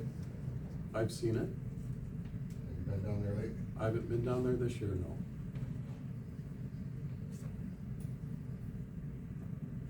But yeah, there's a lot of work if we're gonna do this, and it's gonna take a lot of fill if we're gonna do this. What is it determined what the fill has to be? Does it make a difference, like at different levels? I don't know that it really matters. The only reason I ask is, well, what's the building that tear down behind the sheriff's department in Janesville? Pinehurst. Yeah, so, I mean, there That's you've got a another- ton of rubble We that got this they gotta rubble get right rid over of. here at Park Street. Mm-hmm. This house tear down later. I'm thinking that cinder block can probably go down there, Probably can. scattered out, part of Phil. Does somebody wanna call to see about getting some of that from the building they're tearing down? Who's tearing it down? Is that the Department of Public Works? No We gotta idea. discuss that later. Yeah. No, I mean, the building. Oh. The one behind the sheriff's department. I mean, if they're tearing it down and it's convenient for them to bring it over here to us, they will bring it to us. If it's not, then we probably have to pay for it. Cause that was an option a year ago, before we leveled this out here, we could put all that fill down there. For some reason, that wasn't an option last year. Is that something you wanna call on or? All this fill could have been all right down there, and used. It could have been. I don't know that it was enough. I'll call the sheriff's department and see if they can give me the info on who's I tearing think it there was down. probably enough fill there to do that.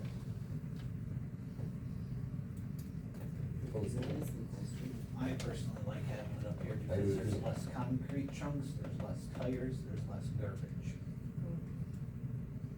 That's just me though. It's cause people are afraid to throw stuff out in the That's open. how it should be, I guess. Mhm. Well, I think we need to pursue like having a camera down there like we originally intended to. Well, Yep. I think I know what happened to that camera that was down there. It doesn't matter, we need to have one moving forward. I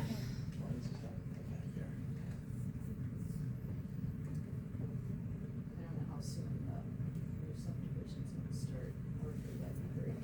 That would be great to use that too. For sure. If that goes up 5 foot, John, how do you, I mean, you're gonna have to change the entrance to all that too. Probably. Not necessarily. No, I'm but, okay to no, I know you, but 5 foot's a long ways up. Right, it would have to be a gradual, in the gradual. Yeah. up and It's a around. lot of drive there. Can I ask a question? If all of this fill is brought in, somebody, I mean, somehow we have to grade it and level it, correct? Mm-hmm. So that would be another service to purchase or contract for, correct? Yep, that could be something to Yeah, I just contract later. wondered. Steve? Okay, measuring that out down there, like Rollins said, the 100-foot mark is the south side of the road. Mm-hmm. The 250 mark is probably halfway in. There's a lighter colored gravel pile there. And that 250 mark could go the full length of the back property. It's a good 70+ feet. If you're going for a temporary site, you may as well do the permanent site, but you could always haul from up here down to there, because like Johnny stated, you don't have the tire issues and all that. And, I mean, but if you're gonna go through the FEMA thing, and right now, without putting a transit on it, what Phil has been hauled in there, that's gotta be right close to 4 to 5 feet, what has been hauled in there. Oh, I thought it was 5 feet in addition to what you got there. I Well, thought It's gotta that's be what- out of the floodplain. But we had Phil, Or that's the whole thing. Phil hauled in already out Yeah. that one house, and that brought that up probably. Yeah, good. so if you look at the grade there right now, if Mike goes down, puts a transit on it, you can see from the road as to what height it is up there now. When you stand there, look at it, it is in that 4 to 5 area, and it's a real gradual grade. Any car would be able to do that if it was graded out. So the question is, I guess, are we gonna leave the collection site here or move it? Well, it'll probably be here for a while until we get Phil hauled in down there and leveled off, and we're gonna have all gravel in there on top of the fill. People can't drive up there and in the mud. And then move the temporary collection site down there. And keep it temporary. Because if you go permanent, you have to be 100 feet away from any adjacent property. Which that impacts, I mean, I know there's. 20 feet from any adjacent property, 100 feet from a waterway. Yes, for temporary. Not for permanent. Permanent's bigger setbacks. That's your 250, 100. Temporary is just your 120. How long is temporary? According to the DNR, temporary is 9 months. You can only have a 9-month collection site. That's the other problem with right here, is if people use it all year long, the DNR comes and inspects it, and they see it being used throughout the year, that could be a problem for us. Wouldn't be the same problem over there if it's temporary, right? It very well could be, yes. I mean, we probably have to put something up that prevented people from driving into it. Well, we got the gate there, going into there, which should be closed. We thought about that last year, closing that gate. I thought, well, that's where we keep our snow when we dump it. We get a bunch of snow, we never get that gate open. Yep. So it'd have to be, hang that gate a foot above or whatever, get a different gate. Yep. Do we have to leave that gate open for other property owners? Which gate you talking about? The one that exists there now on Butts Road? Yeah. The first one as you go in, that needs to stay open, cause Steve Sagan's got that, he owns that land. It's right on the south side, that's right. So it's like we would have to put a gate up further down to go in and block it off.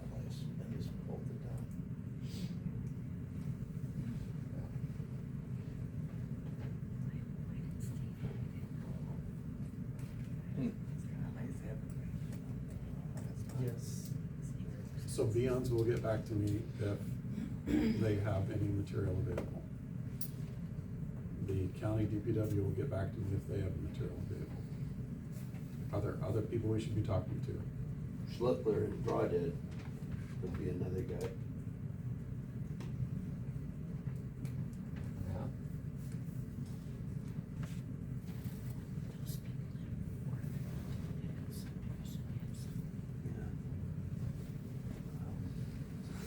I don't know if any new construction going on. In Orfordville, where they're doing the new subdivision. Mhm. That's another, I don't know the name of them though, on that one. Is it What about Next the- Gen? Or Yeah, they're- Next is building it. Okay. Yeah. What about Yoss with all their blacktop? Yeah, Yoss is another one, yeah.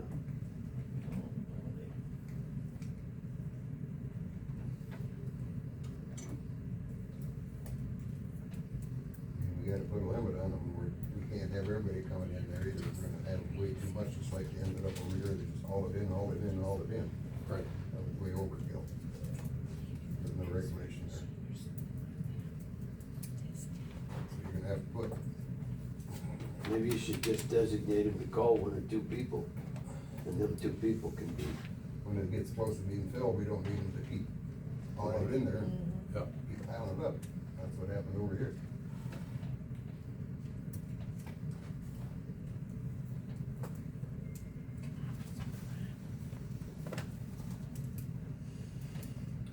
Okay, then the other part of this item is what to do with the stuff that we have in the meantime. So we have several options. One is, I know Steve has allowed us so far to take some grass clippings up to his place. He's asking that if we do that there, it's $20 a load for whatever we take up there. We've talked to Tim Knutson for grinding, for him to come here and set up and grind is $500 for setup and then $250 an hour. So that's one option we have as far as grinding. The other one is here in an email that you have. It's from Sterling Waddell. If he comes and does grinding on site, it's $500 per hour plus transportation fees He estimates $1,500 per trip. How often is that? Probably at least once a year. And how many loads are going to Haberman's on a Do- weekly basis? Do we know how many loads have gone up there so far?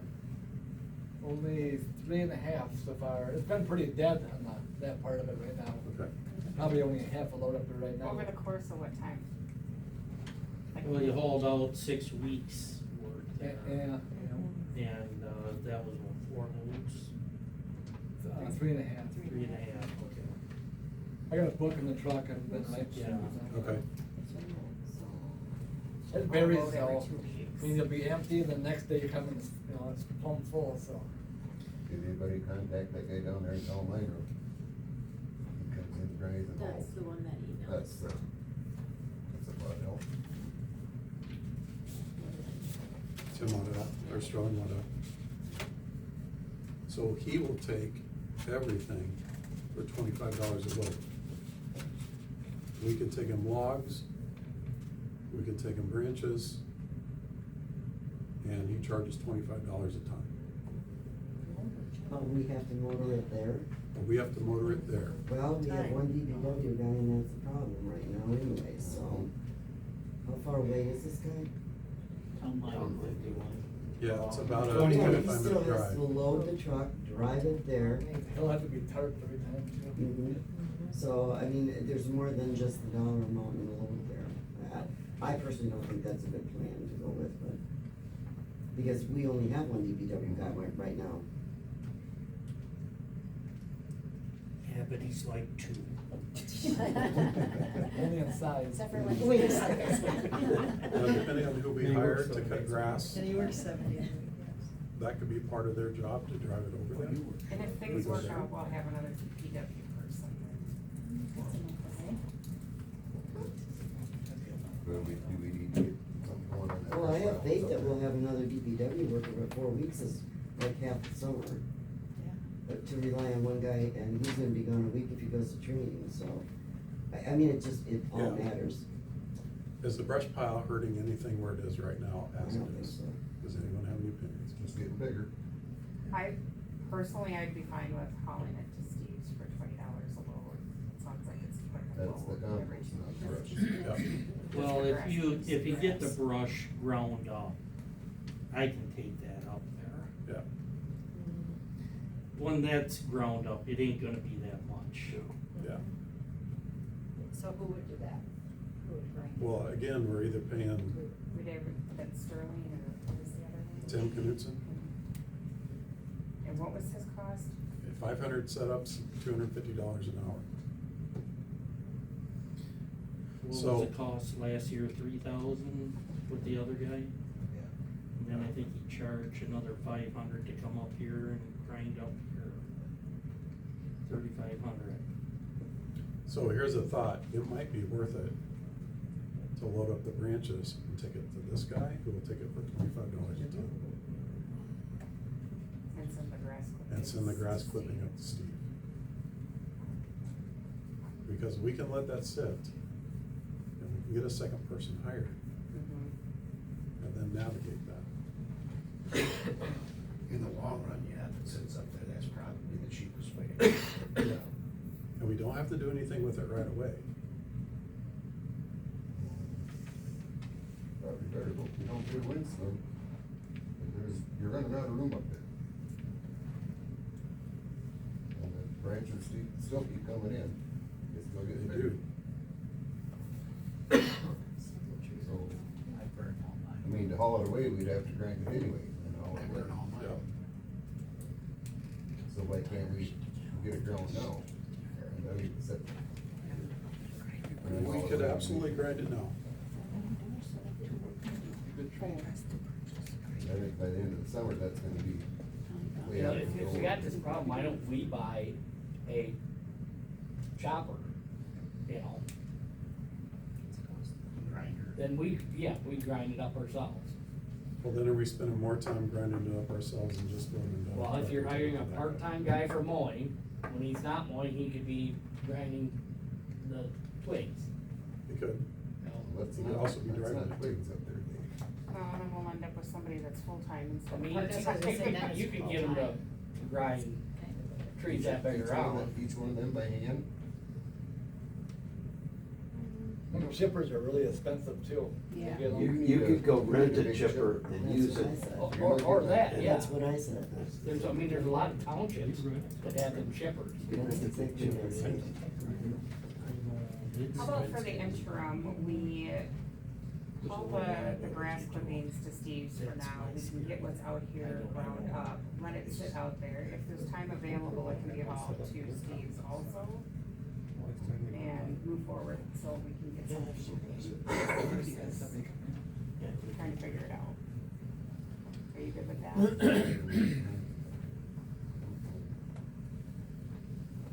Well, how many hours do you think it would take to grind that up? How long would it take to grind that pile we had down here? Grinding that over there, I would feature you're gonna come in probably the same area as last year. How many hours did it take? That's 2 days. Well, he broke down one time and I think. Do you remember just what the like- cost was approximately? Well, it was like 3,000 down there and 500 when it came up here, so it was around 3,500. He's what, 250 an hour? Knudsen? Yeah, that what his Yeah. bid is? Yeah. Yeah, the guy who One did thing- it before is not in business. So it took him 8 hours, that's $2,000, 2,500 right there. He did it today.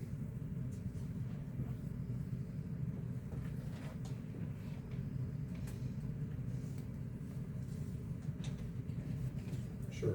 Okay, I'm gonna make a motion that, we contract with Haberman for hauling the grass clippings to his property. Grind what we've got out here, it can sit, and if there's time allowed, once we hire somebody else, if we wanna have more loads, that can go to your property as well. Yeah, but we're not gonna have a contract. What do you mean? But, anyway, but I would figure, you know, the Ram, $20 a load there. Okay. I think that 25 miles is so long. Yeah. And I thought, didn't the guy down there say he come and ground and haul? He said he'd do it any way you wanted it. But you just need a price from him. Anybody will do anything you want him to for a price. Is that this guy The here? Knudsen? No, is that guy down at town line, what's his name? That's without email. That's the Sterling right here. That's a Sterling? Yeah. Okay. So Knudsen won't haul anything? I don't know if we asked that. I didn't specifically ask that, no. I can make a call back. Yeah, that's who Orfordville called to do their file. Okay. And I think his equipment's sitting on the right. We go with Steve to haul the grass to his place for $20 a load. And grind what we have here. And just let it sit for right now. And hopefully that's what we do on the other. I think the Knudsen at the 250 an hour.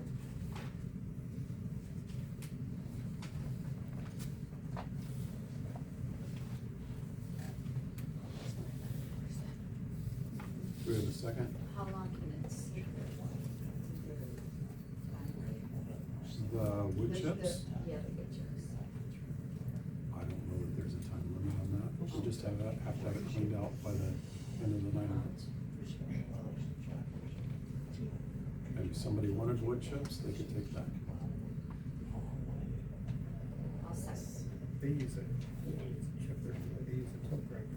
Okay, motion by Nicole, second by Danielle. Any other discussion? That's the Doo.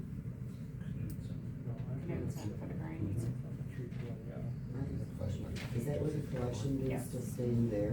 What's that? Is that where the collection bin's still staying where they're at right now? Yep, everything's gonna stay put. I think that's a great idea, because, yeah, people are not always considerate, and they'll dump their load right right at the front of the driveway, and then you have to drive through that and the muck to get in where you really should down at the restaurant.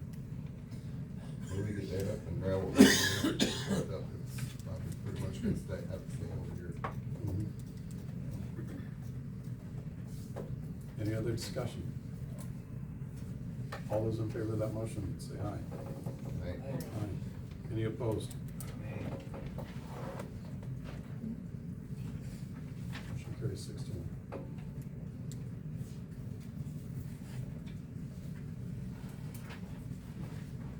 So that's 2010, 21. Number 22, hiring of summer lawn positions. Position or positions.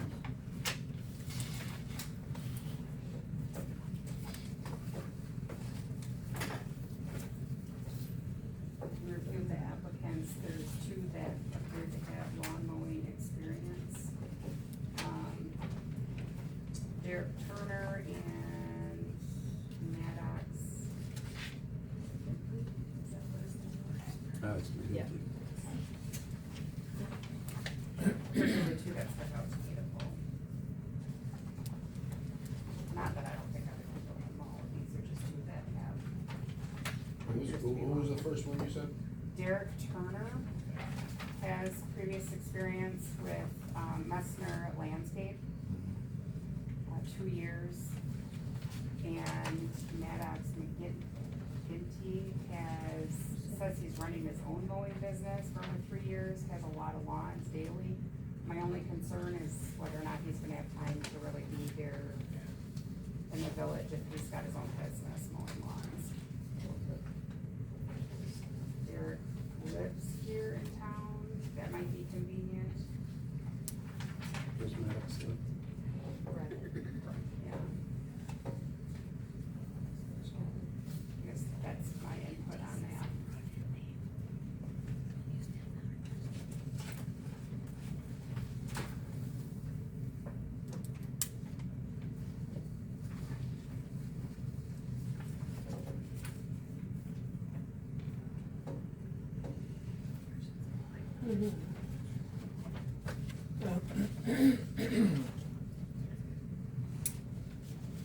My only worry with the Turner is he works full-time at Cullen, Yeah. and, He was on available evenings for that Yeah. thing. it's nice in evenings, the grass is gonna be dried out, but when you put a 12-hour day in Cullen, you wanna stay and sit on a lawnmower for another 6-7 hours to make sure the park's done. I mean, I don't know, I mean, he applied. He applied. Yep, That's a good point. that was my only worry. I did like McGinty, and then I did like, do they teach penmanship in school anymore? For spelling. The other one I did like was, yeah, the Lambert guy.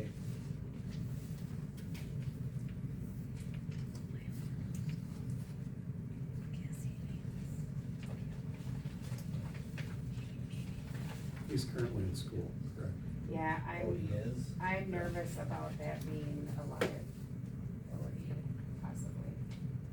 I mean, maybe it's not, but. I don't know, the city of Janesville, you have to be 16 to be able to mow. I don't know. That's what our insurance. How do you know his age? Oh, 17. I have a question. What is the description of the job? Don't you have to maintain the lawnmower, change oil and weed eat and Yep, all that stuff? it was. was that on the job posting? Yep.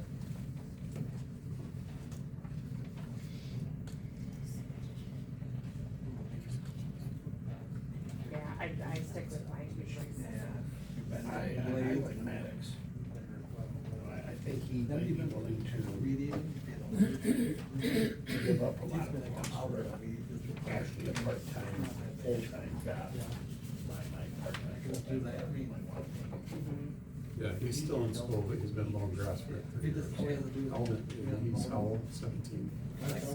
And if they ain't good, that burn down to the wastewater, it shouldn't be how steep it They is. just know that. I know him, I just You don't could know his slow name. it right down the hill, you know.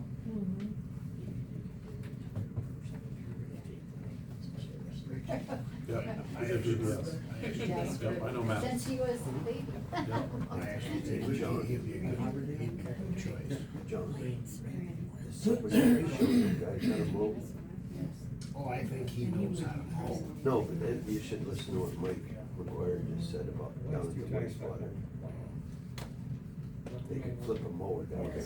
Oh, I'm Oh, sorry. I'm sure, I'm sure. The mowing too, if you just got somebody a little, even older to do it, I could trim, like, the trimming won't take that long. And the maintenance, the blades and stuff, I'll just do that too, and, most- somebody on the mower to keep, so I figured out, like, for doing everything, it only takes like, maybe 13 hours, about being on the mower, even, or 12. Other So- people may have applied if there's not the maintenance of the machine. Yep. At that point there, you'd get someone probably through the day that wouldn't be interfering with games and stuff in the evening. And the right age.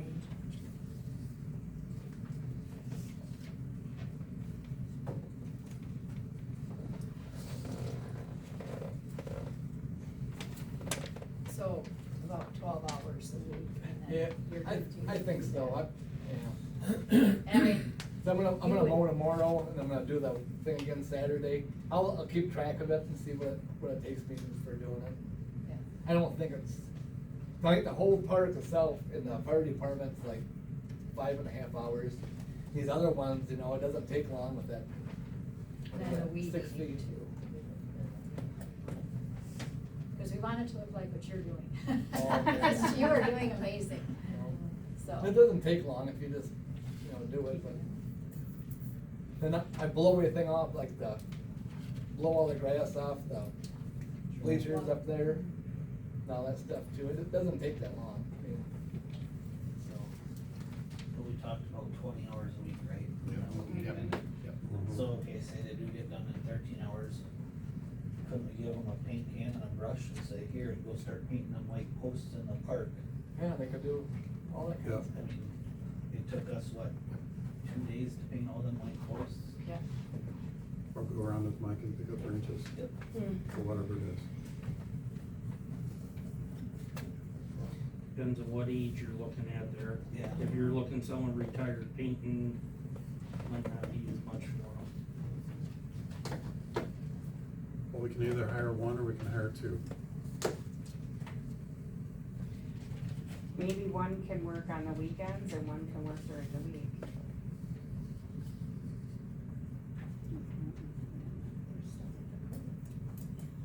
And just split 10 hours each. How It busy gives are a the little more weekends? flexibility with the schedules that way instead of, Well, with rain too. yeah. And one might be better than the other, right? Certain things and- Then the only worry with that is that if they plan on mowing, you know, we have to have dates that the park has to be mowed by this because there's team league or T-ball or. Sure. Ball games, yep, there's ball games up there on the weekends. So maybe one is always assigned to this field over here, and then the other one's assigned to Everything whatever else. areas. Down those sewer plants, Mhm. like whatever street, like Century Lane. And then they can do the trimming and picking up all the sticks and, I'm sure there's plenty of sticks to pick up at the park. Right across the road. As long as whoever lives in that place holds the level of expectation that's now been set. I mean, seriously, people are loving it and complimenting it constantly. It's gonna be noticed if it's not at that same level. If you're talking mowing, do you guys want me to mow the fuller land yet? Yeah, I would know. say yes. I don't think anybody else is gonna do it, are they? I want permission, Yeah. you know, just not gonna go in and mow it. Do we need to make a motion for that if we want to approve Steve? I would say we do. Okay, I'll Summer lawn start- mowing positions is pretty broad. I would start with making a motion to approve, Steve Haberman to mow the Fuller property for the duration of this summer. Are you good with that? This year, Yeah. for 25. Okay. I'll second. This guy's still in school. Yeah, but. Yeah. All right, so, we Okay. have a motion and a second to have Steve mow the Fuller property. Is there any discussion on that? All in favor, say aye. Aye. Aye. Any opposed? Okay.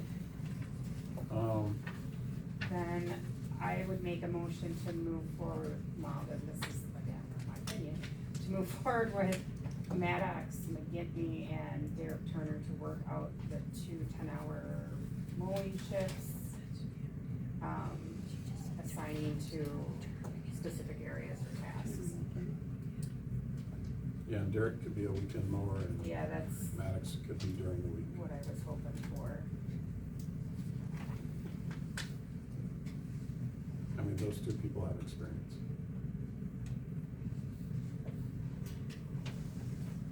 We posted it at what, $16 an hour, right? Right. So you'll have to call Maddox and see if he's willing to I take told him 16, I mean, I told him 17.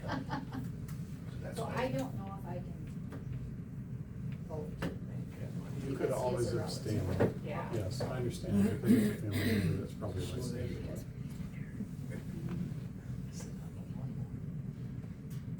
I'll second the motion. Okay, we have a motion and a second. Any other discussion? Okay, all in favor say aye. Aye.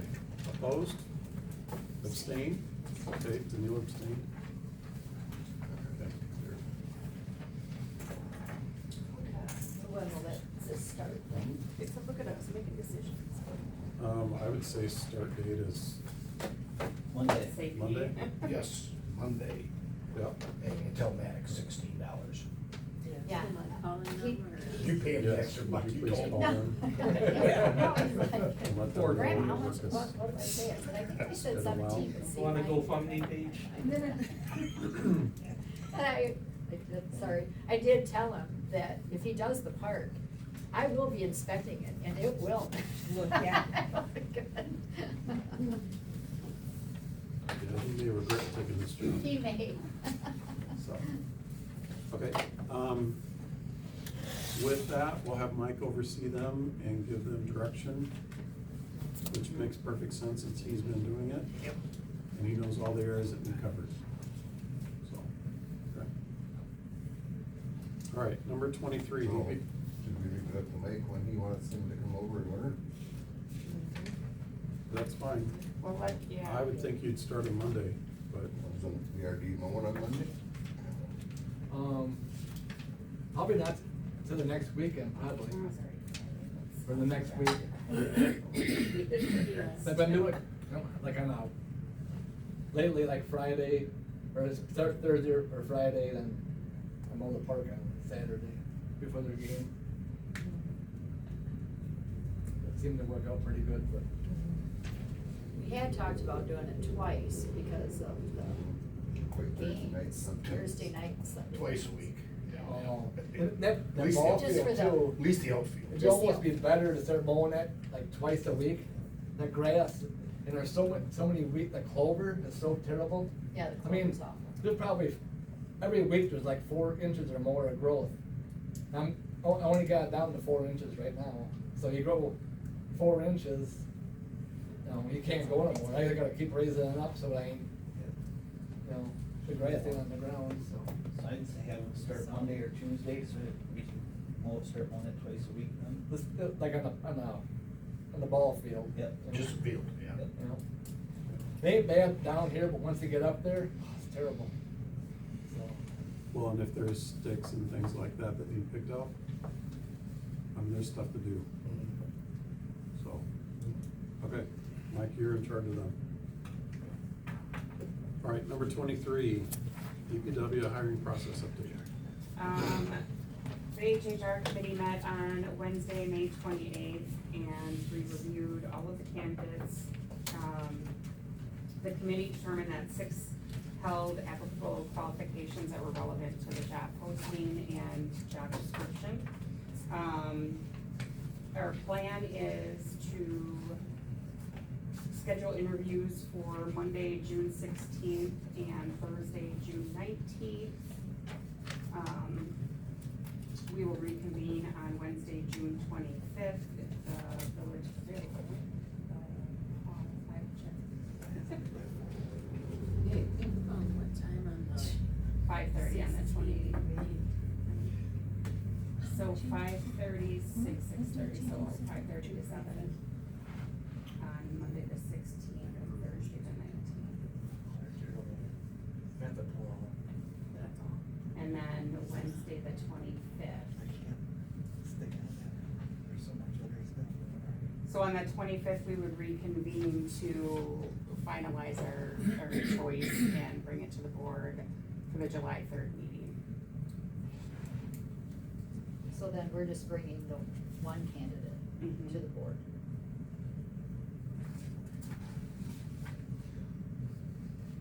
So if We'll you have a guys- second option, but we'll just bring the one.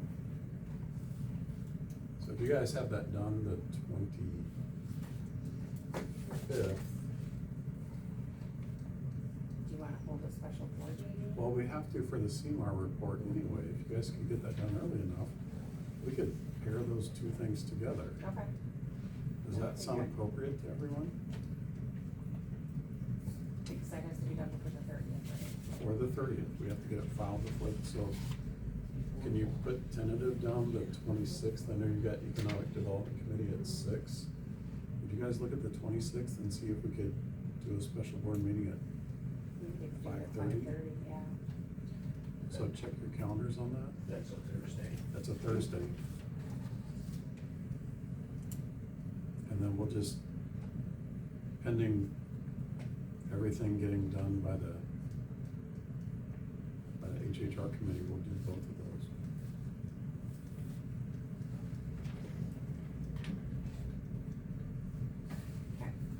Just a question, I'd ask you, you're busier than heck, so you probably wouldn't want to. Would you want to be involved in listening to any of the candidates or interviewers? I don't know, I mean, you should be able to pick somebody that has, you know, Yeah, we do have some qualified candidates. I just wanted to kind of give you the option, because, because you'll be working with them. Yeah. Yeah. Just come sit and listen. Just tell them. If you want to. Yeah, If you so- don't want to, it's okay, because you're busy. So the interviews will be on the 16th and the 19th. okay. From 5:30 to 7, if you wanna come, we'll do 3 interviews on each of those nights. Is he gone for training? No, the next Okay, one. that's the next one, okay. So he could give feedback on candidates. Okay, cool. And those will be closed session interviews. Yes.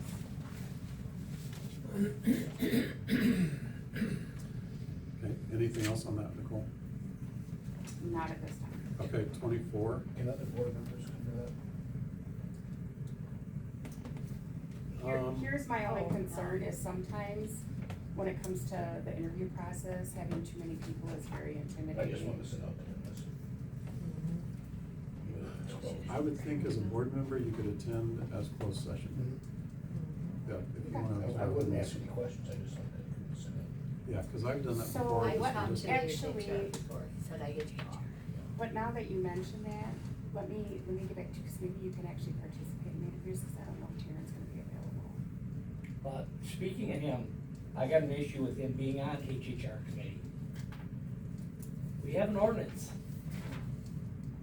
83-6.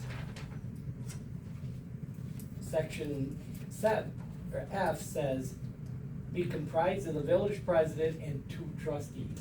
Does not say nothing about a village resident. So, we have two trustees. Right, that are part of and that. you have our, just a village resident, how can you go to closed session on a village resident, he would have to leave? Oh, I'm sorry, he's not part of the interviews for that position, just for the, Well, even he just, was part of the well, even for the discussion for the police, police you know, department. for Health and Human Services. He can't be on that committee. He can be on any other one, cause there's no stipulations on any of the other ones, but Health and Human Resources, if you wanna read 83-6. Can you double check if he can be on the committee versus being, part of the interview process? It would be against our ordinance. Well, if that's true, then Tom Baum can't. Correct. require that. So, if you could find out and let me know. But and then- he's also doing the hiring with us because he's teaming up But with he's- But Plymouth. he's still not part of He the still village would be board, and ineligible. you would be arguing a case that doesn't So you exist have to if be we're gonna have consistent him if on you're gonna it. have one and not the other. But Don Baumkin isn't on the Is an elected committee. official. He wasn't on the committee. He's offered to assist us in the hiring process, but he's not on the committee. Hiring process Taryn for Cobbs police, is yeah. on the committee, as it is right now. And it's also for them, you know, they're gonna be patrolling Plymouth Township too. So I would say he would have a say. Well, we'll get the attorney's point of view on it and figure it out. Is that okay for everyone, for Stacy to contact the attorney? And ask that question for clarification? Yes? Okay, all right. Do you wanna go to 24, Nicole? Sure. Okay, so also in the same meeting, we discussed the candidates that had applied for the police department. And it was a unanimous vote that because of the amount of time that has elapsed, we're going to repost the position. I'm contacting all of the candidates, we have 5, to let them know that we're going to repost it, so that way they are fully aware that they can apply again. I think we have one that's not even interested anymore at this point, but, we as a collaborative decided that we are going to post for 2 part-time officers. In the posting, we're going to state that they have to have the ability to work a power shift, which essentially means that they can come in and work basically any shift. The 2 would work it out, who's working days, who's working nights. There would not be a revolving schedule, so to speak, so that way it's unknown who's working and when. That they would be available for weekends and holidays and have a minimum of 3 years' experience. So at this point, the DPW position is taking precedence over anything else. I did ask for a copy of the original job posting for the police department, to which nobody seems to have a copy of it. So I'm gonna have to compose something, we'll get it posted. Look, Nicole, that's because Tom created it.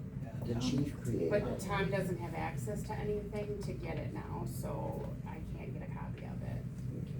So it's fine, cause I know that I can get some copies from Wayne County or Rock County. I can check my emails. Okay, yeah, if you have a copy of it, if Because you I could send think it he to may me. have sent me, I remember him handing me a copy, but I think he might have emailed me Okay, something. But I just looked at it when he handed it to me and I handed it back. I'll check email. so for the sake of not having like multiple HR meetings week after week, we're gonna focus on hiring the DPW position, and then we will work on hiring 2 part-time police officers. I have a question. Mhm. Have we ever contacted Orfordville to see if they'd be interested in policing the village again? I mean, when they did it years ago, you actually saw them in the village 7 or 8 times a day, Mhm. even up until like 10 o'clock at night. We can certainly contact them. The last that I had heard about it was that they were not interested in working here, but I can That certainly reach is, out to them. that Yeah. is They are changed. You said that. So, I mean, What's you'd see changed? them here It's more than changed you ever there. saw Tom out and about. right, my goal is that we're going to get 2 part-time people that are going to be present. Again, we'll be, joining up with. What kind of budget is that for two people? Well, it'll be actually saving us money if they're part-time positions and no benefits offered, that way we can afford to have the two part-timers with them working 27, So that's not an 28 answer. hours. What's the dollar amount? Do you have the budget available? We'd have to look in the budget that was approved last year. But I would still contact Orfordville because their presence was more than what our last officer was. Correct, but we're gonna hire 2 new officers also. But I will reach out to them as well, but we need to have officers to be patrolling in Plymouth if we're going to be joining with them. Yeah, if we contract with Orfordville would have to be one to patrol Plymouth too, if we're gonna combine courts. It doesn't hurt to ask the And question. it doesn't hurt to ask, you're correct. Yep, and like I said, I'll reach out to them and have the conversation. Well, and all of this, and maybe this is putting a cart before the horse, but, in the hiring process, I would hope that hours would be, I understand that they can power shift however they want to, but each week prior to the week starting, that the police officers at least let the office staff know when they're available. Right, absolutely. Because that was such a horrible problem Yep, before. that's one thing we talked about, is making sure that the office is aware of who's patrolling when. Yeah, that would be so helpful. But the whole idea behind this is we're going to have somebody present on weekends, on the holidays, in the evenings, in the early morning. Who And would it's not take going the to be, lead? I'm sorry? Who would take the lead? We don't have to have a chief of police, so it's gonna be probably determined on experience and years. You just designate a lead officer and a secondary officer. But it's kinda nice, we have a little time, we can check with Orfordville, just look at our options of, and money too. See Especially what, because we have a lot of big projects. we do, and, With this new grants and stuff, maybe Orfordville would be willing to partner with. right, that's Plymouth. what, when I heard that, as soon as they said Right. Orfordville, I thought, Mhm. boy, that opens up an option. I don't know how far, like I said, according to what I heard, and it was on the radio, I heard it too. Yeah. it was it's a representative. And so this grant area that was Beloit and Orfordville and what was I it? thought it was Evansville. Evansville, it has something to do with his district, so I'm not sure that bringing in us even I and, don't remember the name. yeah, could be part of it, but I don't know that for sure, I'm just saying. Well, those no, are and the- if you can get, like I said, if you can Yeah. give me the link for that or whatever, I'll check into it. I will certainly check my phone to see if I I can would just find call it. Sherry over at Orfordville and talk to them, Yeah. because they That's would be very aware true. of it. I mean, that's Her name's Sherry? Sherry Wady, the clerk. No, but it may not even apply to. us. Orfordville does have a grant to study, fire and EMS, so I don't know if it's that grant that you No. heard about. No, this is Something different. police. This is for police departments under 25, but it only mentioned those 3 in specific, so. Right. I don't. Yeah, they only gave those. Okay. But do you think they were awarded the grant? No, Or this is that the something grant is new that, open? this is something new that's, Okay. yes. I believe the only reason why it was mentioned for those 3 is because they were in our district. I think it's for all statewide, any And that's department that's what 25. I knew that it was or something, So- something by a representative, I Yeah. didn't know what his territory would be, so I didn't wanna automatically assume that we or anybody else could be included in it other than what they said on the radio, so. Okay. I do have one more question with this. So in the event that Orfordville wants to contract with us, do we still wanna hire 2 part-time police officers? No, We couldn't afford it. We won't be able to afford it. Well, then we have to have expectations for what we want Orfordville to provide. and how much they're gonna Right, cost. right, So right. all that would have to be negotiated. And then if they're gonna be willing to take over Plymouth? Cause I think they hired O'Malley a long time ago for the specific purpose of patrolling here. And Orfordville some, but primarily here. Well, cause my next concern is if we have them take on us and Plymouth, are they gonna have enough manpower for? That's what the grants are for. Do we have a contract with Plymouth already? No. No. We don't. We've just been But talking about this I've for a been couple of years. working with Yeah. their clerk, Definitely something to look into. Steve. Yeah, now Sorry. Plymouth was only looking at 2 to 3 hours a week. Ordinance. They were basically ordinance. Yeah. Is what they were after. Yep. I mean, I do know that Orfordville's having a meeting, I think, next Thursday, the police committee. And I talked with Dennis Burtness, had talked to me one time there. Anyway, I do know that he had indicated they were interested again. And some of it has to do with the fact that, the office staff like that, that was kind of a problem before. They don't see that now. So anyway, but it probably, John gets in touch with them or whatever, see, but, I think they're wanting to anyway discuss. I know Rock County's interested too. Still they weren't. Wow. I Well, that was emailed a while Curtis back. Fell. I went directly to the horse's mouth And man, then- and he said, the rumors that we are understaffed have gotta stop. It's not true, we are staffed. We can patrol Footville, we've got no issue with that. Wow. Yeah, No, the question for gives them us a is, lot will of they good enforce options. ordinance? It's amazing what a phone call will do. Yeah. Find out. Because I hear rumors But you gotta from take the different initiative. people, so Yeah. I'm like, I'll just send you an email. Yeah, Surprised I'm me, you got over back here, to so. me. Well, we're for the I only police got to the department man below for him. now. They won't let me go past I him. won't I even did get an email Yep. from get it June posted. Mauer, and then I got one from Curtis So Nicole, Fell. you're gonna That's good. do some searching. Yeah, I'll reach out to Orfordville, have a conversation with them. I'm gonna hold off on posting anything at this point, until we can figure out what Orfordville and or Rock County wants to do, if they're You know what that interested. would cost and what it would. And find out what it would cost, the Just hours another that they can cover. Question, if we were to contract with another police department, municipality, whatever, what would happen to our squad? Sell it. Okay. For sale. It's for sale. I just wondered. I asked the question, I think it was last May or June, if we have to pay back that grant money. And nobody ever, I never got it. Because we got all that grant, money, Mm-hmm. you know, do we have to pay that back? They spent all the grant money though and stuff. Yeah, on the squad car, but that's what I'm saying, is if we stop this, Send them the squad car. yeah, Just do we have to stipulate pay sell the that squad grant. car to pay the grant money? Have them come, like, have them come pick up what's. I know someone from the fire department said they'd be interested in a command vehicle. Oh, that would Good. be a good idea.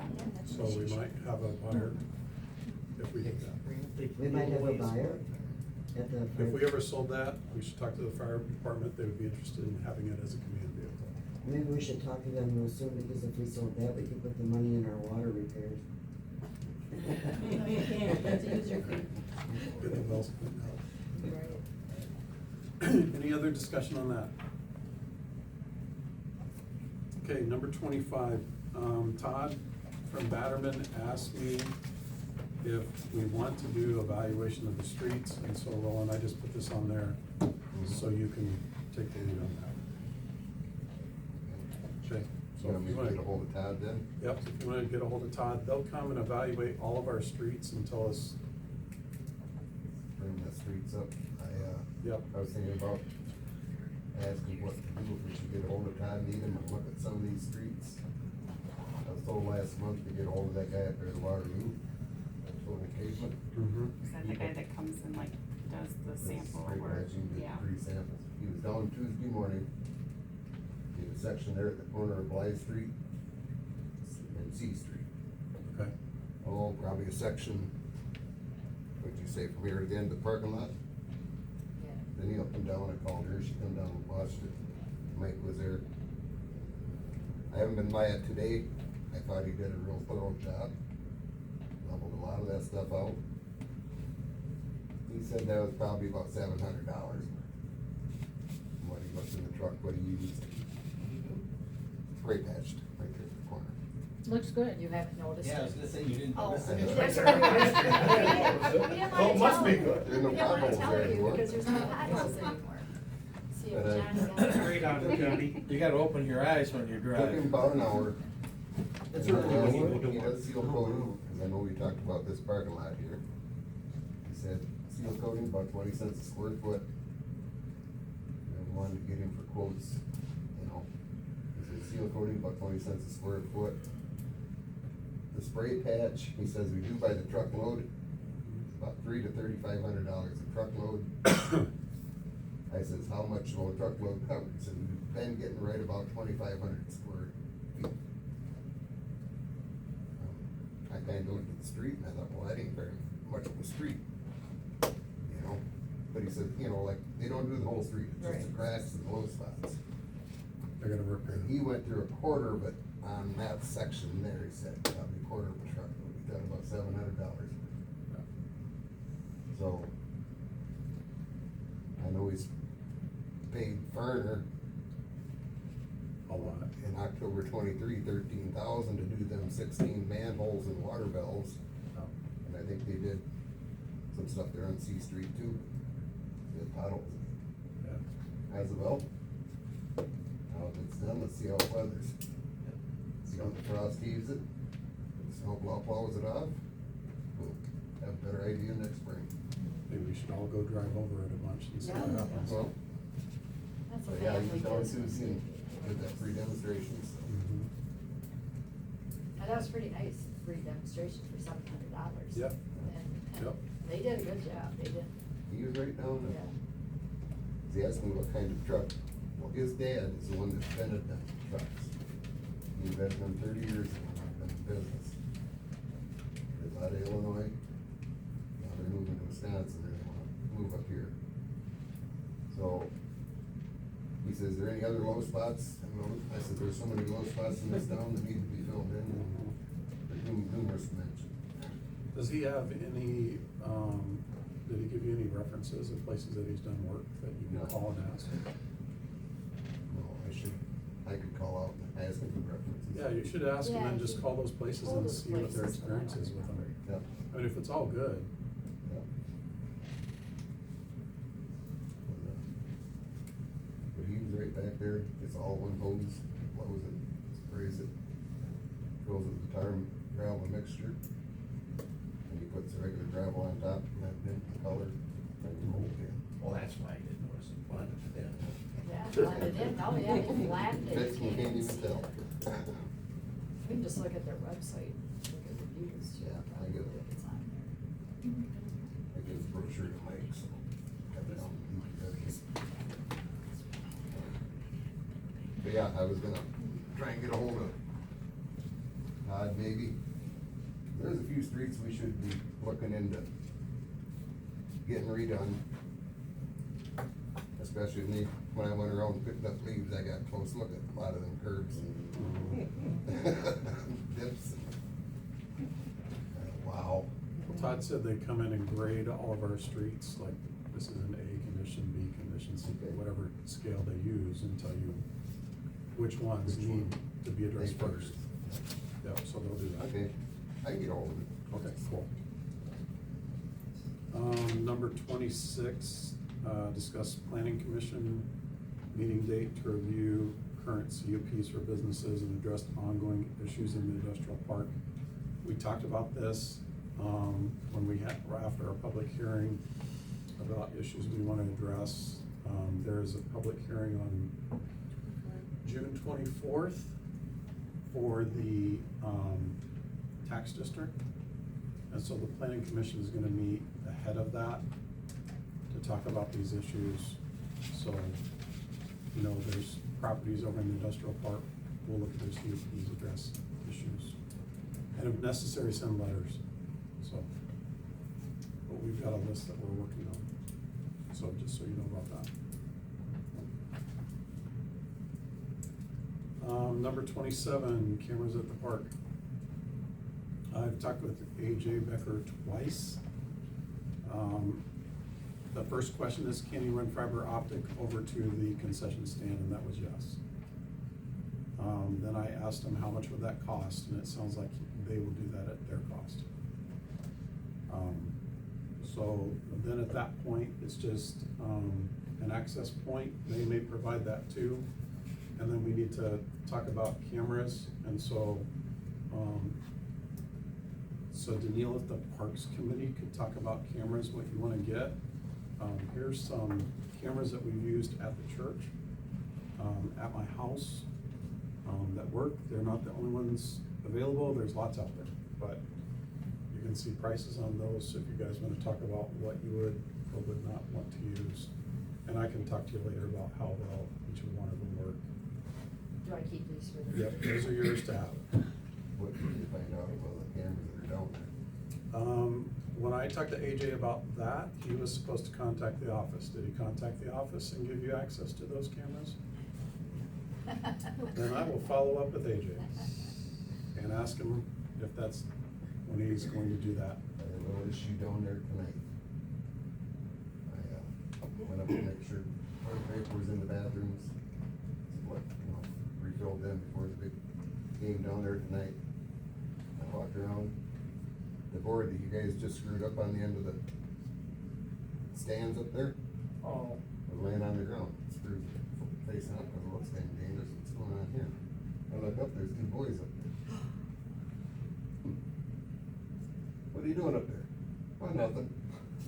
I says, we didn't do that, he says. Well, it's kind of suspicious, you're right there in the same area. What are you doing up there anyway? Well, I thought I was gonna see if I could get up on the roof. I said, well, why would you wanna get up on the roof? I don't know, I said, kind of a dumb idea, isn't it? Oh, yeah? I said, get down out of there, you have no right being up there. Come on, get down out of there. Well, I went around and asked that machine of them, or son went around, Dad, told me they were. Well, I'm writing notes on my, say what I say, and here comes a lady up there. Is there any issue with my son up here? I said, yeah, there is. And, I told her what went on. And, well, happened to be her, she's my next door neighbor. So, we had a discussion, I said, well, you gonna tell your mother why he was up there?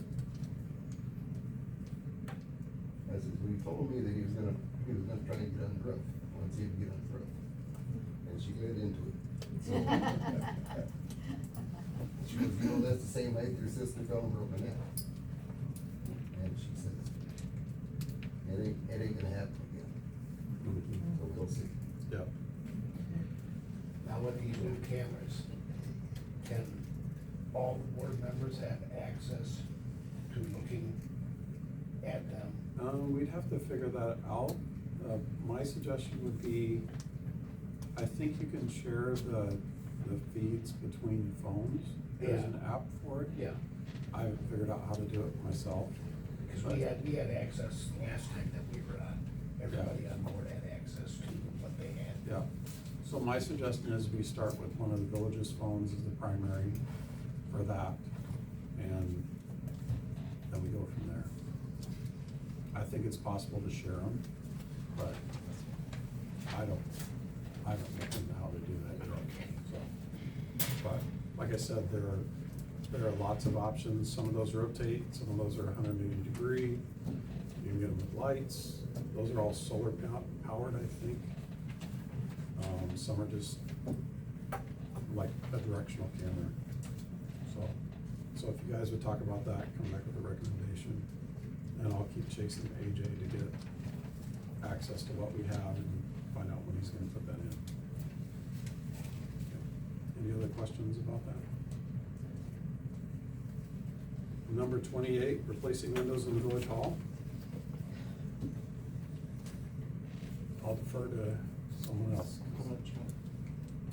Well, yeah, I just happened to notice when I was cleaning the gutters and I was picking stuff up, the windows on this side over here, you better look at them because they're all pretty rough shape. Getting routed. They had to hung them back in. Yeah, the trim's coming off from over on this side.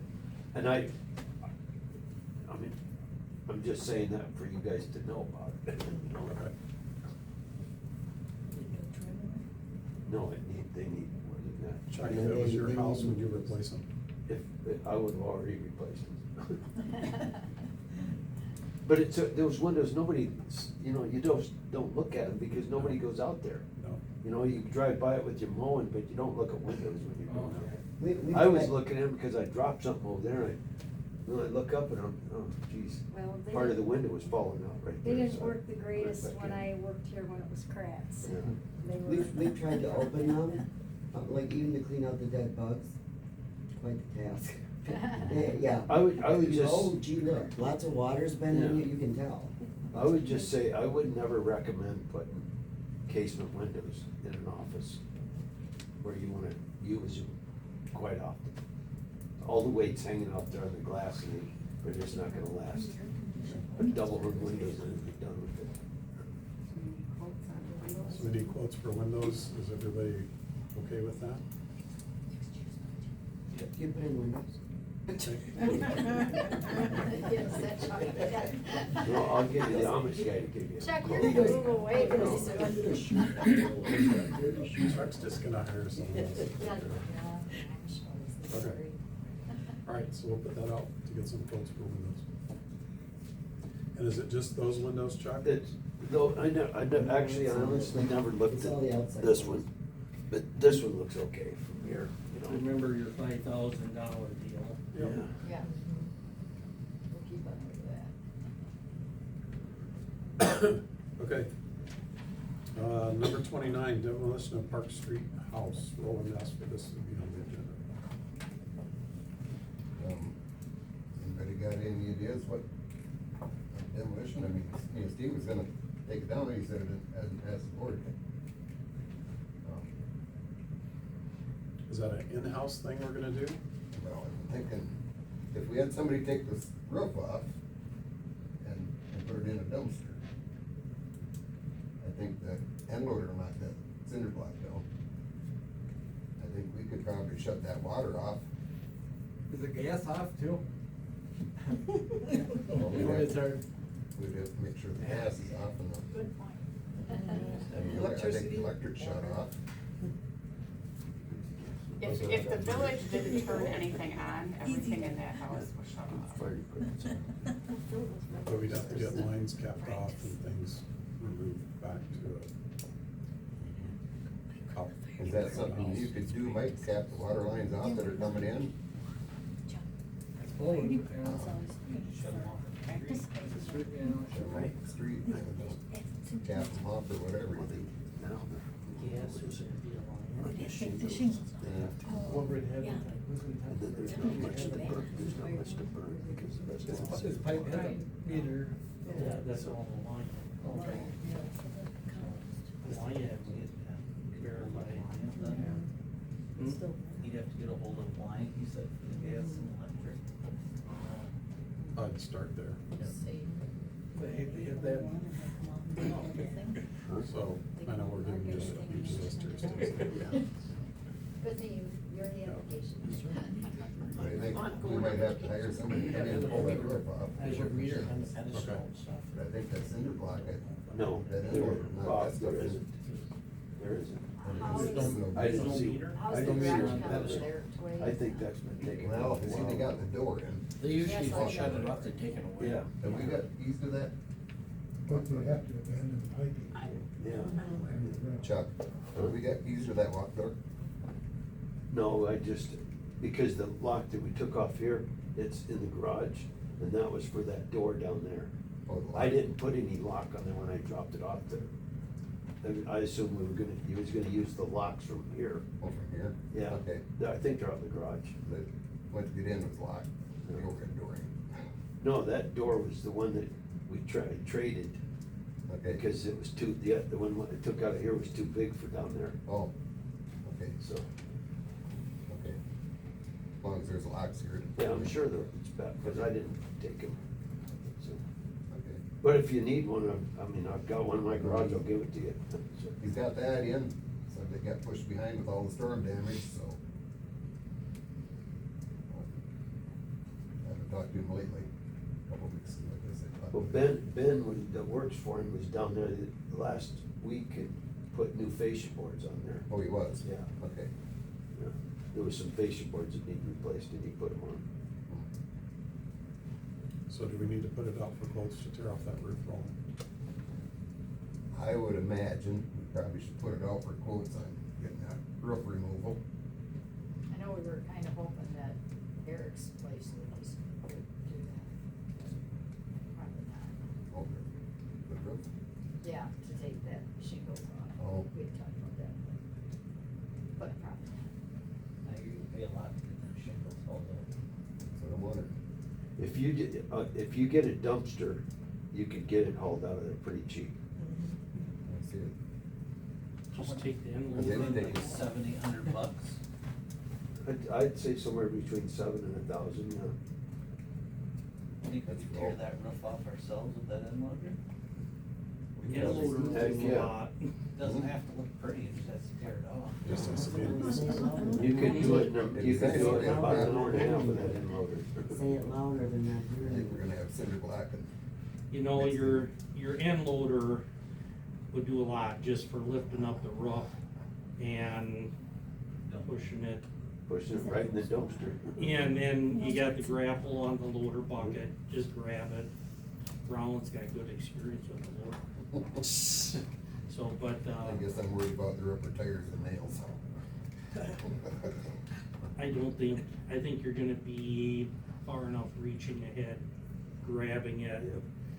And if you wanna, you can maybe just saw the roof at some point, take sections of it, but I think anytime I've gone into a project like that, you got a grapple bucket, you're gonna grab it and it'll come.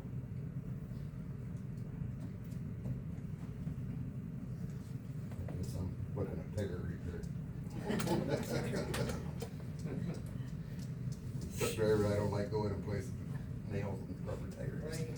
Yeah, well, Well, should we look at seeing how much dumpster rental's gonna be?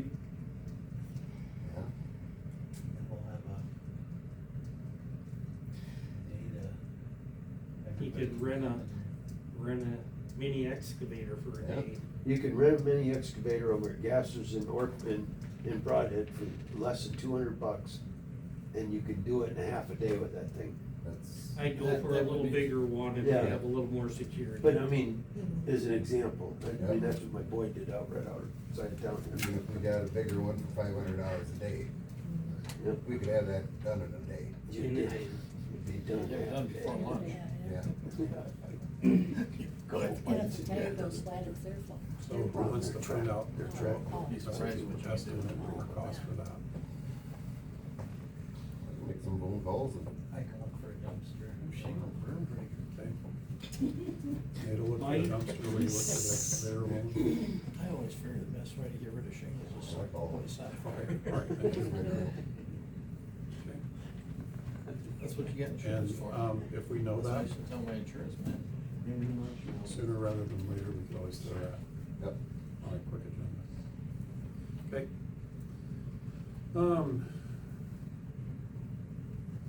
Number 30, seating of the parking lot north of the fire station.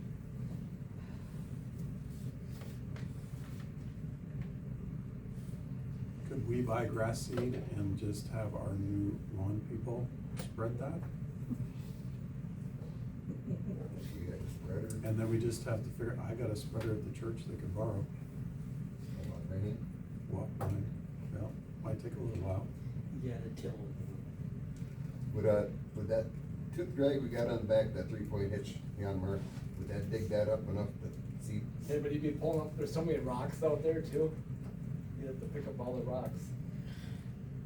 But Would you think like the old fashioned 4-section drags that we had, if a guy had a single section of that drag and put a seat down? All you gotta do is rough that yeah, surface up for grass. I think it's too, but right now it's way too hard. That's ground like rock up there. Is it? Yeah. Well, you could hire somebody to go in this, in a till it, or not till it, but a direct seeder, couldn't you, of some sort? Then we kind of work it up a little. You know? Would, Everyone's looking at me? well, do they have a non-till cedar out there? Where you don't? What you need You're the farmer. is what I got. It's what I did before. I got a little 3-point digger. You just go out there, you dig it lightly, and, what you'd end up doing is the cedar. You put the, you know, whether you do the lawn cedar like that, then you roll it. And, you know, I could do it, I don't know what my time schedules are. Right, but no, if we just got something to rough that up to where grassy would take root out. That little Boland's that got a 3-point on it, I got marked. that would maybe do it. We'll have to find some weight in the front of it too, cause you can't pick up very much without it coming out.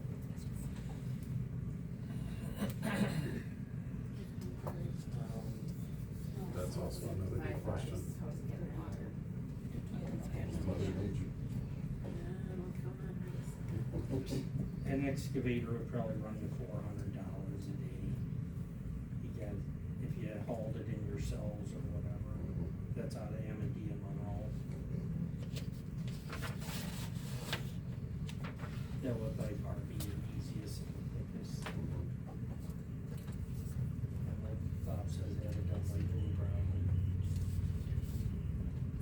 Ran about a weekend and Well, the thing is, there's so many things here that if you do yourselves, you can get by so much cheaper. Mhm. If you got, people in this town are willing to volunteer to help. It's just gotta be appreciated. And the whole Facebook thing ruined a lot of things the last 2 years. Definitely. And, I'm reluctant, but I still believe in this town. And, but I do believe I probably have the award for the most criticism. So. Started with me. So, anyway. You won't live it down, Bob. I mean, things can be done, but one thing, if you're looking at doing this lawn out there, it's typically gonna be better to do it in September when you get a little more frequent rains, as dry as that is there now. I mean, it isn't perfect topsoil by any means, but. There's no way to water it now. Yeah, because you're gonna have to water. and they say you should seed in the fall anyway, so. Right. And you got some stubble there yet? Yeah, I mowed it up like twice now. The first time. Is it and- coming back? Well, there's the better dirt around it. Yeah. It's getting taller, but in the right much, but that dirt's pretty, there's nothing in it, you know. If you want it, just as a suggestion, you know, Dan Bayless on, I forgot the name of the road, anyways, it's Yep. off of Dorner. Yep. He's got tons, I mean, 100 tons of, 200 tons of dirt out there, good black dirt. He's selling it for $15 a ton. You have to haul it your own. You have to haul it yourself, but you wouldn't need that many loads over there. That's pretty inexpensive. Be a good use for the snowplow truck. Yep. Get a Yeah. little work That's on it. the Yep. best idea to cover that. Yeah, and just $15 take the dump truck and spread it, just spread it as you pull out, and then take the Bobcat down there and back drag it and seed it, you know, but All you wait till need is a couple September to do inches. it. Hmm? All you need is a couple inches for grassy. Right. Yep. Otherwise, it's gonna be But like if you went, and bobcats. I mean, I'll go say something to Dan, and he'll probably hold it for us, hold it for you until September, you know? That's up to you guys. How many loads do you think you need? Oh, for this over here? It's pretty big, it's pretty big. That's a pretty big chunk of land over there now. You only gotta put a couple inches though. You know? Well, you still got, you're gonna take the taper out of it a little bit, aren't you? What are you gonna leave gravel in the front of it? Is the taper on? For I parking? have to go measure, I mean, I'll measure it Yeah. first, find out. So Chuck, why don't you go measure it, talk to Dan, And I'll let you know. let us know. Give you the list for the houses. Yeah, we'll table this to another meeting. In line before fall. Or another thing's okay.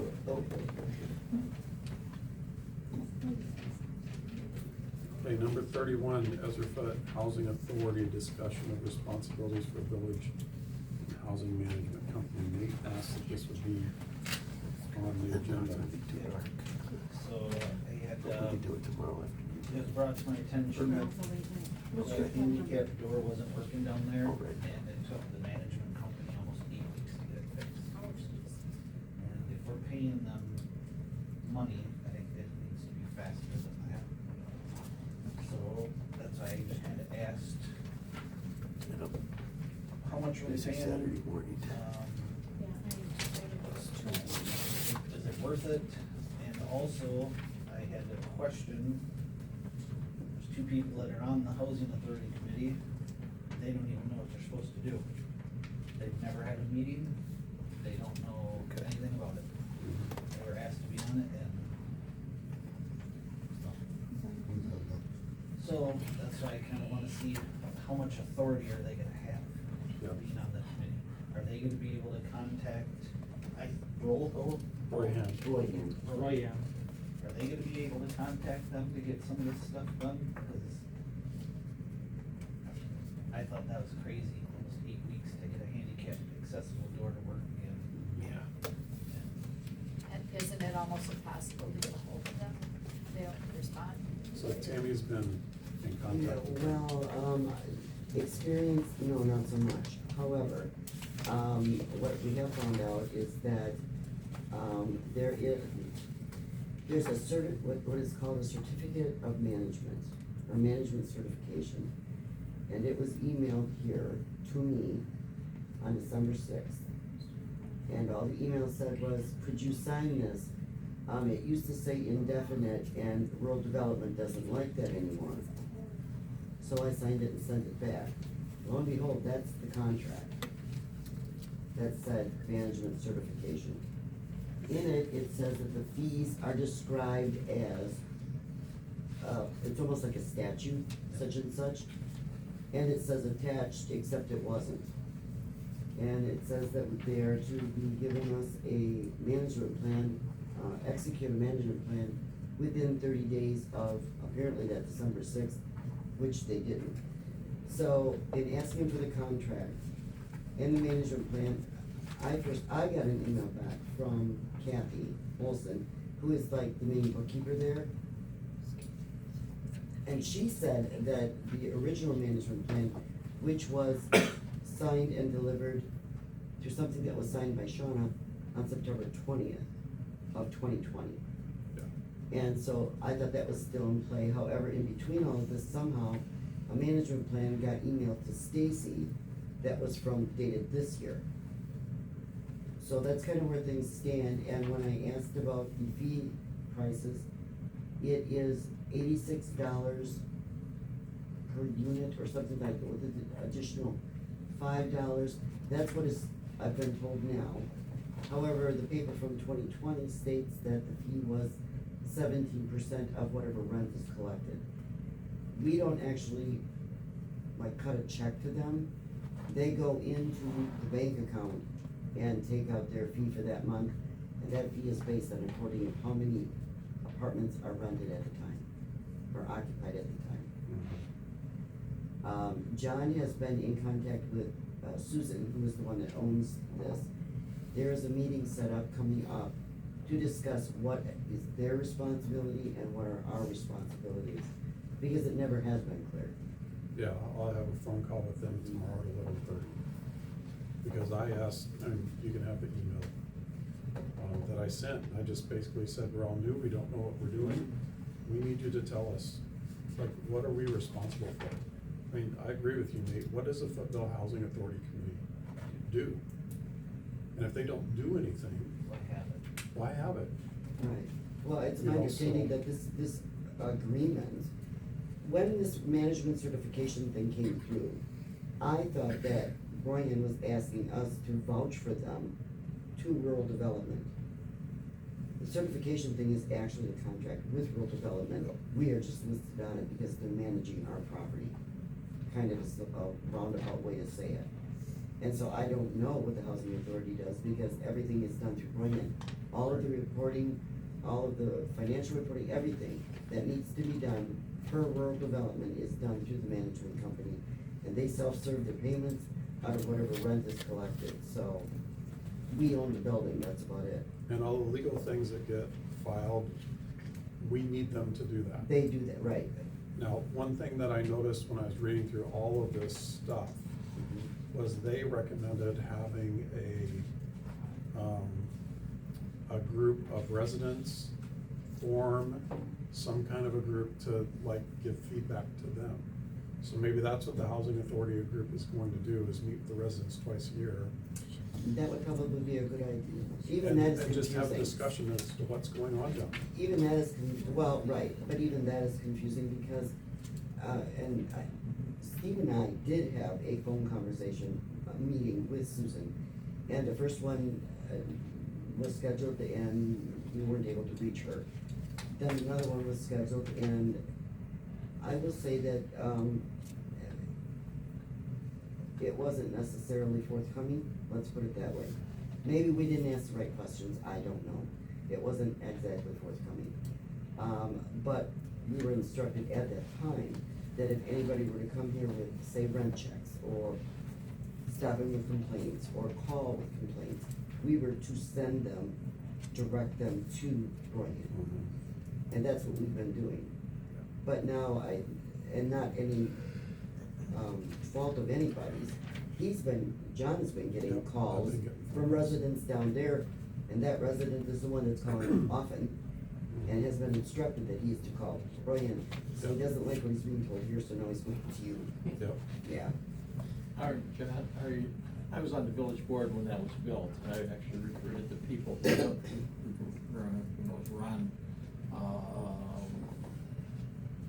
Ron Eastman and Myron Bone, and those people were the actual board members. I think when we signed the agreement, you have to maintain a board with you, they're functional or not, by law, with the USDA. I don't know if you can, are you suggesting to just do away with that committee? I don't think we can do away with the housing authority, but again, back to Nate's point, what is Right. their purpose? What is the value for them existing? Is it just to fulfill a legal requirement? But, if we've got residents who are having issues and we're not getting good response from the management company, is it them? I who understand where you are, intercedes? it's just Yeah. that somebody's gotta have some names on a list to make USDA happy. Yep, Well, right, and we did just update a list, I did, to Susan today, yep. of the housing authority, and maybe it is just gonna take local people to get on there and almost visit sometimes with them to find out what's going Right. on. And it's not that I think it's right, wrong, or otherwise, not in defense of anything, but I will clarify that Kathy Olson, who is normally the main contact for Brohan, at Yeah, least in my she's experience. considered the manager of the property. She's been a medical leave, Yeah, for she has. like 2 months now. And she will eventually answer emails, but she's not in her office setting. And so sometimes what you ask for, she doesn't have readily available. And that could be the reason for this delay in, the 8-week delay in the repair. You don't have a DA audit every year, or anything like that? Well, it's been here since October. I so- think if which I is understand all of this, Broyhan is the one who That's right. audits and then reports to the USDA. That's right. They do the audit? Mm-hmm. Okay. They do all of that, required, reporting to both federal, rural development and USDA. So They in other do words, all of basically, that. you're like any other group, you own the building and That's right. you've basically contracted out the operation of the building. Well, and last year when Tammy and I were talking with Exactly Susan and what she Kathy said. that day. What? That's exactly what she said earlier. Yeah. Oh, I didn't hear her say. that. Anyway, it ends up that during that conversation, I had asked about contract, and she said, well, no, it's always just been a verbal contract. And that's why, at my last meeting, I specified to you, John, that you need to get this figured out, because they weren't real forthcoming No, with they any, all I got out of it was the fact that they're taking their money as need be. There's no verification on the villages and if they're taking too much, anything like that, because there's no contract that was ever written out to Well, and this is the contract right here. Well, These two supposedly that is the documents as far contract, as and we that know. is only the second one, because the first and only one that we can find record of Correct. was from 2020, and that was signed by Shawna. And the reason that there have been no others since then is because when Shawna signed that one, and I'm not saying she did anything wrong, because it probably wasn't any more clear to her than it was to me, but when she signed that, they put it is supposed to be a 2 or a 3 year term, and they put on 2020 as the starting year, and the end date said indefinite, and that's what rural development would not accept this past December. So that's why we have this contract, Mhm. so. Tomorrow I will have that conversation with them and try to get them to delineate what everybody's responsibilities are, because it's not good that we don't know that. Right. We should clearly know that, and I don't, this is too confusing. That's what I just want one page, here's what they do, here's what we do. And in that, one thing they recommended was the resident group to give feedback to them. Like I said, maybe that's what the housing authority does. Well, I don't know if in the packet, was the new management plan in the packet? Okay. So that's a lot of extensive reading. So another question, can private individuals find those back? We own this, if we have, can private individuals buy that, look at the books to make sure that, they're not taking too much? Can I say something? Well, is it based on what they're collecting for rent? So there's a per unit per Do we month know what they're charge. collecting for rent, I guess is the No. big question, so that's what we would need to find out, Right. is what are they actually collecting for rent? Well, and see, each person is different. They get the same lump sum per month, but according to each person's income is what the person pays, and then the state pays the rest of it. So it's a lump sum amount, but I don't think we're privy to that information. It's similar to a Section 8 Yeah, housing, I but understand that, I guess my thought is, why is there no documentation to have the financial piece of knowing that what they're taking is actually the whatever percentage They're of. self-audited. Probably because We we can just see don't. by- So if you look We at can this see by document right bank here, activity, what they management agreement deposited for and rural what they've development, withdrawn. finance, multiple They wanna housing, sell. But projects. If you look at page 7, it is $86 per month Yeah. per occupied unit plus $5. Yes. Because it's less than 15 units, and they take that on the first of the month. So is it the maximum- same dollar amount every month that they're Yes. taking? per unit. Maximum annual compensation to the housing, management company is $10,920 per year. We should be able to see that in our bank statements, because we get those bank statements correct. We do get the bank statements that show that. Although we're not clear, because there seems to be a lot of deposits that we don't know what they're from, and then there are withdrawals, and they're not always the same every month, so I would have to assume that, I only know because Denny Curry stopped in and said that there's one open apartment down there, and he doesn't understand why it hasn't been re-rented, because it's been vacant for For a like. long time. Yeah, and so, the only variation we can see in what they take each month is according to rent, and apparently there's one empty. Yeah. So it was higher before, and it seems to be lower now, which seems to follow kind of what that says. Yeah, so anyway, Is that property paid for? Do you even know that? I believe it is. If it is, and the village owns it, why not sell it? Yeah, that's what I was just asking, why not sell the thing? I think you gotta find housing for every person in there. Yeah, if you Yeah, sell it, 'cause we they're have to find housing. Can we hire you property manager? That's what I would do. Yeah. You get I've been told in the past that it's very difficult to find property managers for a facility that small. Can rent it from him, Steve. Yeah, did you say something that it's less than 15 units or something? Yeah. And the reason why they don't, the reason why it's hard is because it's more profitable to hire manage larger ones.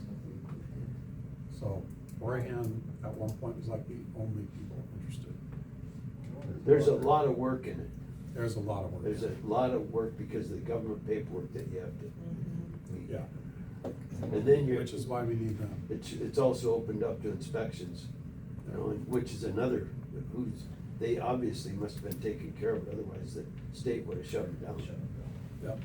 So I will have a conversation with them tomorrow. I will ask them for a written list, and then I'll send that to Stacy, and I'll add my comments in, and have her forward it to all of you board members. It would be nice to know, and maybe everybody else knows, I don't, it would be nice to know if we had an active list of who the residents were that are there currently, and when they leave or when they re-rent, to update that list to us, because people call us and, you know, they don't know. Okay. All right, number 32, YouTube page update. So we've tried to upload a video, is that functioning? Have we been able to do that? Well, the one that we did together up here that uploaded, and I went to YouTube and found it and it functioned. I didn't watch it all, but it Okay. works, but it does take a very long time I had to sit here that day and I had to keep opening the phone back up for it to upload. So I haven't uploaded any of the old ones. I will go up tomorrow and, be more conscientious about keeping that open so it'll continue to upload tonight's meeting. But yeah, it takes for a 2-hour video, it takes a long time. Just be 55 minutes or something. Oh, it might even been longer than that. There's there's 55 minutes or more. Upload a two hour meeting. So I don't. How long a meeting? 2-hour meeting, 55 minutes. I don't know if it would make any difference if it's, because right now we're just taking the video off the phone and uploading it straight to YouTube on the phone. And like I said, I can only set that phone to stay open for 5 minutes and then it shut, if I don't catch it and tap the screen, then it stops until I notice that it's off and open it back up again, but. Can you set the phone to not go to sleep? Well, I have to look at that some more, That should be in the settings. I'm sure that it's in the settings, so before I try to upload tomorrow, I'll play with that again a little bit and try to find that setting, cause yeah, that's what I was looking for, was a setting to just leave it on. It had a thing where you can set it to your face, and if you're looking at it and sees your face, it'll stay open the whole time, but yeah, who knows where the phone's at, if Stacy answers the phone or Tammy answers, Yep. So, but I'll continue to look for that, I'll look for it again tomorrow in the settings, cause it should be there somewhere, I just didn't find it, but yeah, it's, the page is there and the knowledge is there on how to upload it, it's just a matter of finding a way to, finding the setting to keep that phone open. To be efficient, Yeah. Download into a computer and then go. Well, I tried downloading before, when I first started, I'm like, we should be able to just download this, and I was playing on my phone, or no, I brought a thumb drive, and I downloaded it from the phone, and I tried to download it on the computer, and it's just too big of a file. It makes more sense to try to upload it right from the phone onto YouTube, but, What about using the notebook? well. I have an external hard drive for it. Yeah, that's the other, we've been waiting for that to come, and I'll see if uploading it to an external hard drive maybe makes it. Yeah, if you could get it on the Cause then external I hard could drive, get it then on you the can load computer it from the instead of computer trying and then it to, won't type the yeah, phone. that'd be a lot better, but Yeah. we don't have, it hasn't come in yet. Every day when a delivery guy comes, I cross my fingers, Yeah. it hasn't come yet. They bribe them with candy. Okay, thanks. Is that page public, do you know? Yeah. Okay, cause I went looking for it the other day and I didn't find it. but Yeah, well, maybe don't know I what struggled to the search first for. time but once I found it and got there, it's, what is it called, Office, I think it's called Office Footville or Footville Office.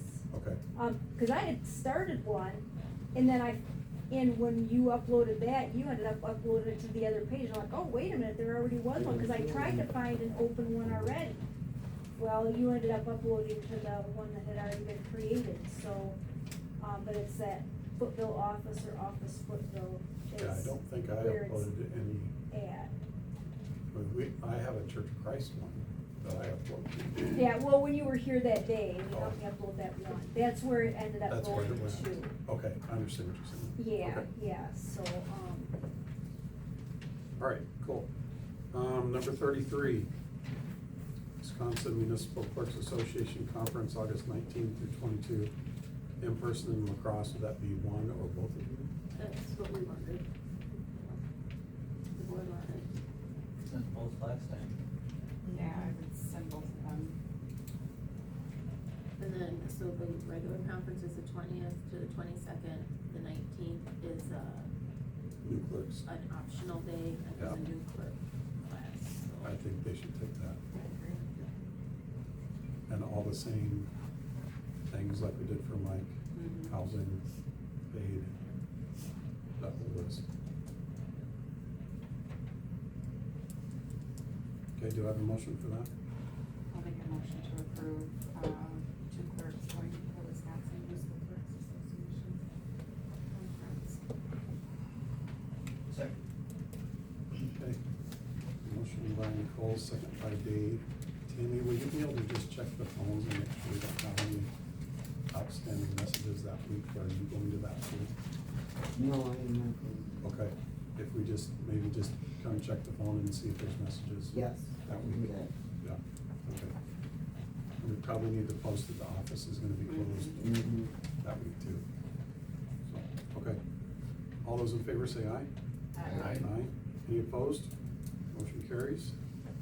Number 34, volunteers to plant and water flowers for next year.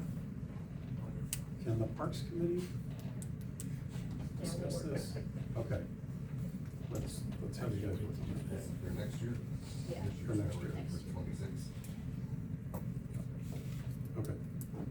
35, population signs, Edward Street signs, dead end sign for Haberdale. I had a very long conversation via email with a guy named Ryan from the Wisconsin Department of Transportation. He told me that they updated the population signs based on the 2020 census. Well, we had that email, if you remember, we got it last year, that they made that mistake. And the census is actually 832. And they weren't going to do anything, but once I sent him that email, he said, oh, that's our fault on our end. Well, they will do what they termed an overlay for the two signs on Highway 11 for 832 population. If we want the other signs to match up, we will have to pay for those ourselves. So there's a couple companies that he recommended, and I have links to those. So they could also handle the dead end or no outlet sign for Haberdale or any other street we want it on. So I guess, I would like to throw that to the Streets and Sidewalks Committee rolling, if I could do that, to evaluate what signs we actually need, where they would go. And then we'd have to, like, for one company, we'd have to create an account to get prices. And that's the Bureau of Correctional Enterprises is one of those places that they recommended. And there's another one they said that they go to for signs. I also had a resident talk with me about Edward Street. Apparently there's a lot of traffic coming from the north down to the south at high rates of speed. And asked that we consider stop signs at Century and Center. So, And, sorry, also Edward Street is Edward Street without an S, and 3 of the 4 signs have an S, Edwards Street. The one at Century Lane and Edward is the only correct one. that's the only correct one. I don't think stop signs are gonna do it yet. I don't enforce anything anyways. I had someone that lives on that street that asked that we at least talk about it. So if we could have that discussion, and I'd be happy to have them contact you. I asked them to write a letter that could be forwarded to you guys. Yeah, got that anything, might so. get people's attention. How do you get a stop sign? You just would order, no, you don't have to go through, you would go through one of these places like the Bureau of Correctional Enterprises has signs for everything that you could ever You don't want. have to have permission. We just got an email earlier this week that they're having, truly, they're having a sale till the end of the month, I think it is, on stop signs, yield signs, and one other kind. Having a sale on stop signs. In order to do that if you want. Maybe we should get a new occupancy sign too. Yeah. So the street and sidewalk. Occupancy. We should do that. Hey, John? Yeah, I think that should be. Oh, my discussed. God. In case we want it. As far as the population signs, if we want to update the other ones, not on Highway 11, there's a certain template that the Wisconsin Department of Transportation requires, and I have that information too, and I can just send that whole conversation. Yeah, I think there's one on B, there might be one on South Gilbert, but if they're out on 11, do we need that? Yeah, there used to be one up here at the top of the hill, Yep. and they used to say 32 at one time. They did. Yeah, so I'd just like them all to say the same thing, which we do, because it makes us look dumb. I But think. that's been in the last couple of years. That's our mistake, we should have. All right, number 36. Hey, John? Yeah. Down in the shop down there, we have a sign we can put out too, the lights up. You can put it on 25 miles an hour. Oh, yeah. Too. It Oh, the speed, If it'll help. the speed machine? Just a speed sign. Oh. It's a start. Okay. All right, number 36, discussion on other matters not proposed. Board business, if there's any we haven't covered. Neil? Just, at the park tonight, I bought a couple, big planters, and the Girl Scouts had a meeting tonight, and they are planting flowers in them. They asked if they could do that, so, and I asked permission before. We're gonna start putting in the, lamp posts. So I looked at some in other towns, and, yeah, they just do a cement slab that's just a little bit bigger than what the bottom is, the base is. So I just wanna make sure that that's okay, that the Parks Committee will get together and, get somebody to do it, but I just wanna make sure that's okay that we put the cement down under them, otherwise they're just. Right. Okay. Yes, we'll check on that, and then, Gary Loofborough, Craig O'Leary wanted me to get him a paver, but in talking with, Denny Curry, he wasn't a military person, so, Denny thought that it wouldn't be right to put that there then, which was fine, I talked to Craig.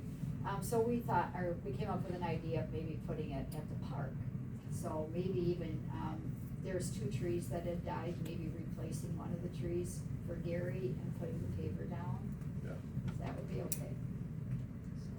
So, Everyone okay with that? that'd be the same place that we had them before. Okay. Yeah, and then we'll just, if we can just get together and we'll pick out a Parks meeting date, and then we'll just let you guys know. Okay. Dave? I don't have anything. Nate? Did the eyewash station get delivered? Yep. Okay. I'm gonna I'm gonna fill it tomorrow, and I have the bracket on the hubby ready, Okay, so. so that one's done.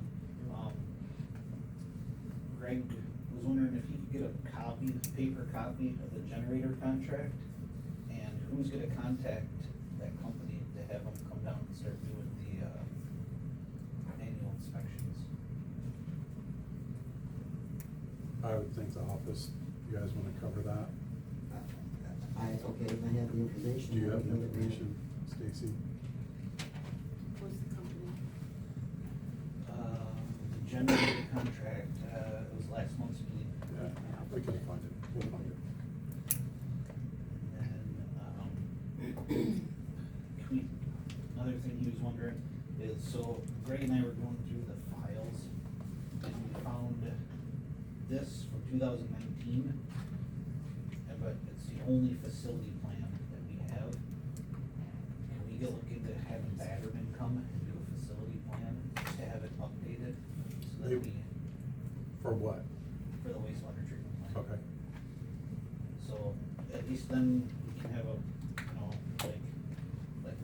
one's good, is that the Edwards project, remember when we talked about that in 2019, about putting in screen and everything like that? It's gonna cost a lot of money, but gotta get done. Otherwise Mike's gonna be fighting rags all the time. Otherwise, that's all I had. I'll meet with Chuck and Bob and Mike and we're gonna get Mike's week off work. He needs it. John? They're still parking on the wrong sides of Memorial Park, pull right down here, pull right up on the grass. It'd be nice if maybe put two more parking signs, no parking signs, the side of the road up in the middle. I know you got them on the ends, but if possible. Oh, it's where they pull up on there. Like, absolutely. I mean, I seen one, they were fully up on the grass, and one was half up on the grass. Can we add that to our list of signs that we're gonna look at? Bring it up.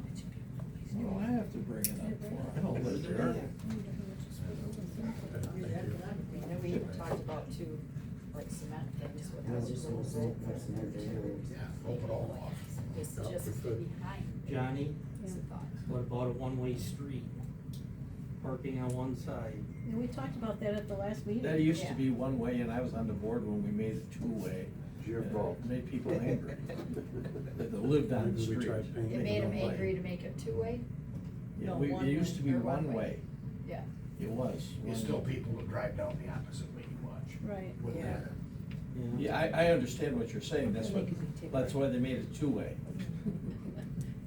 Right. Roll it. But it's not even wide enough for two-way. I know it isn't. I got a hold of, Burns, Mr. Burns down there on South Gilbert Street.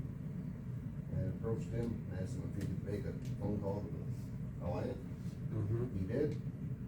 He stopped me at the post office yesterday morning or Tuesday, maybe Tuesday morning. As he waved me down. He says, well, we got a thing back from Alliant, they're gonna get to it in the next 30 days. Cause that's the same thing Steve was told in March, and the same thing I was told in April.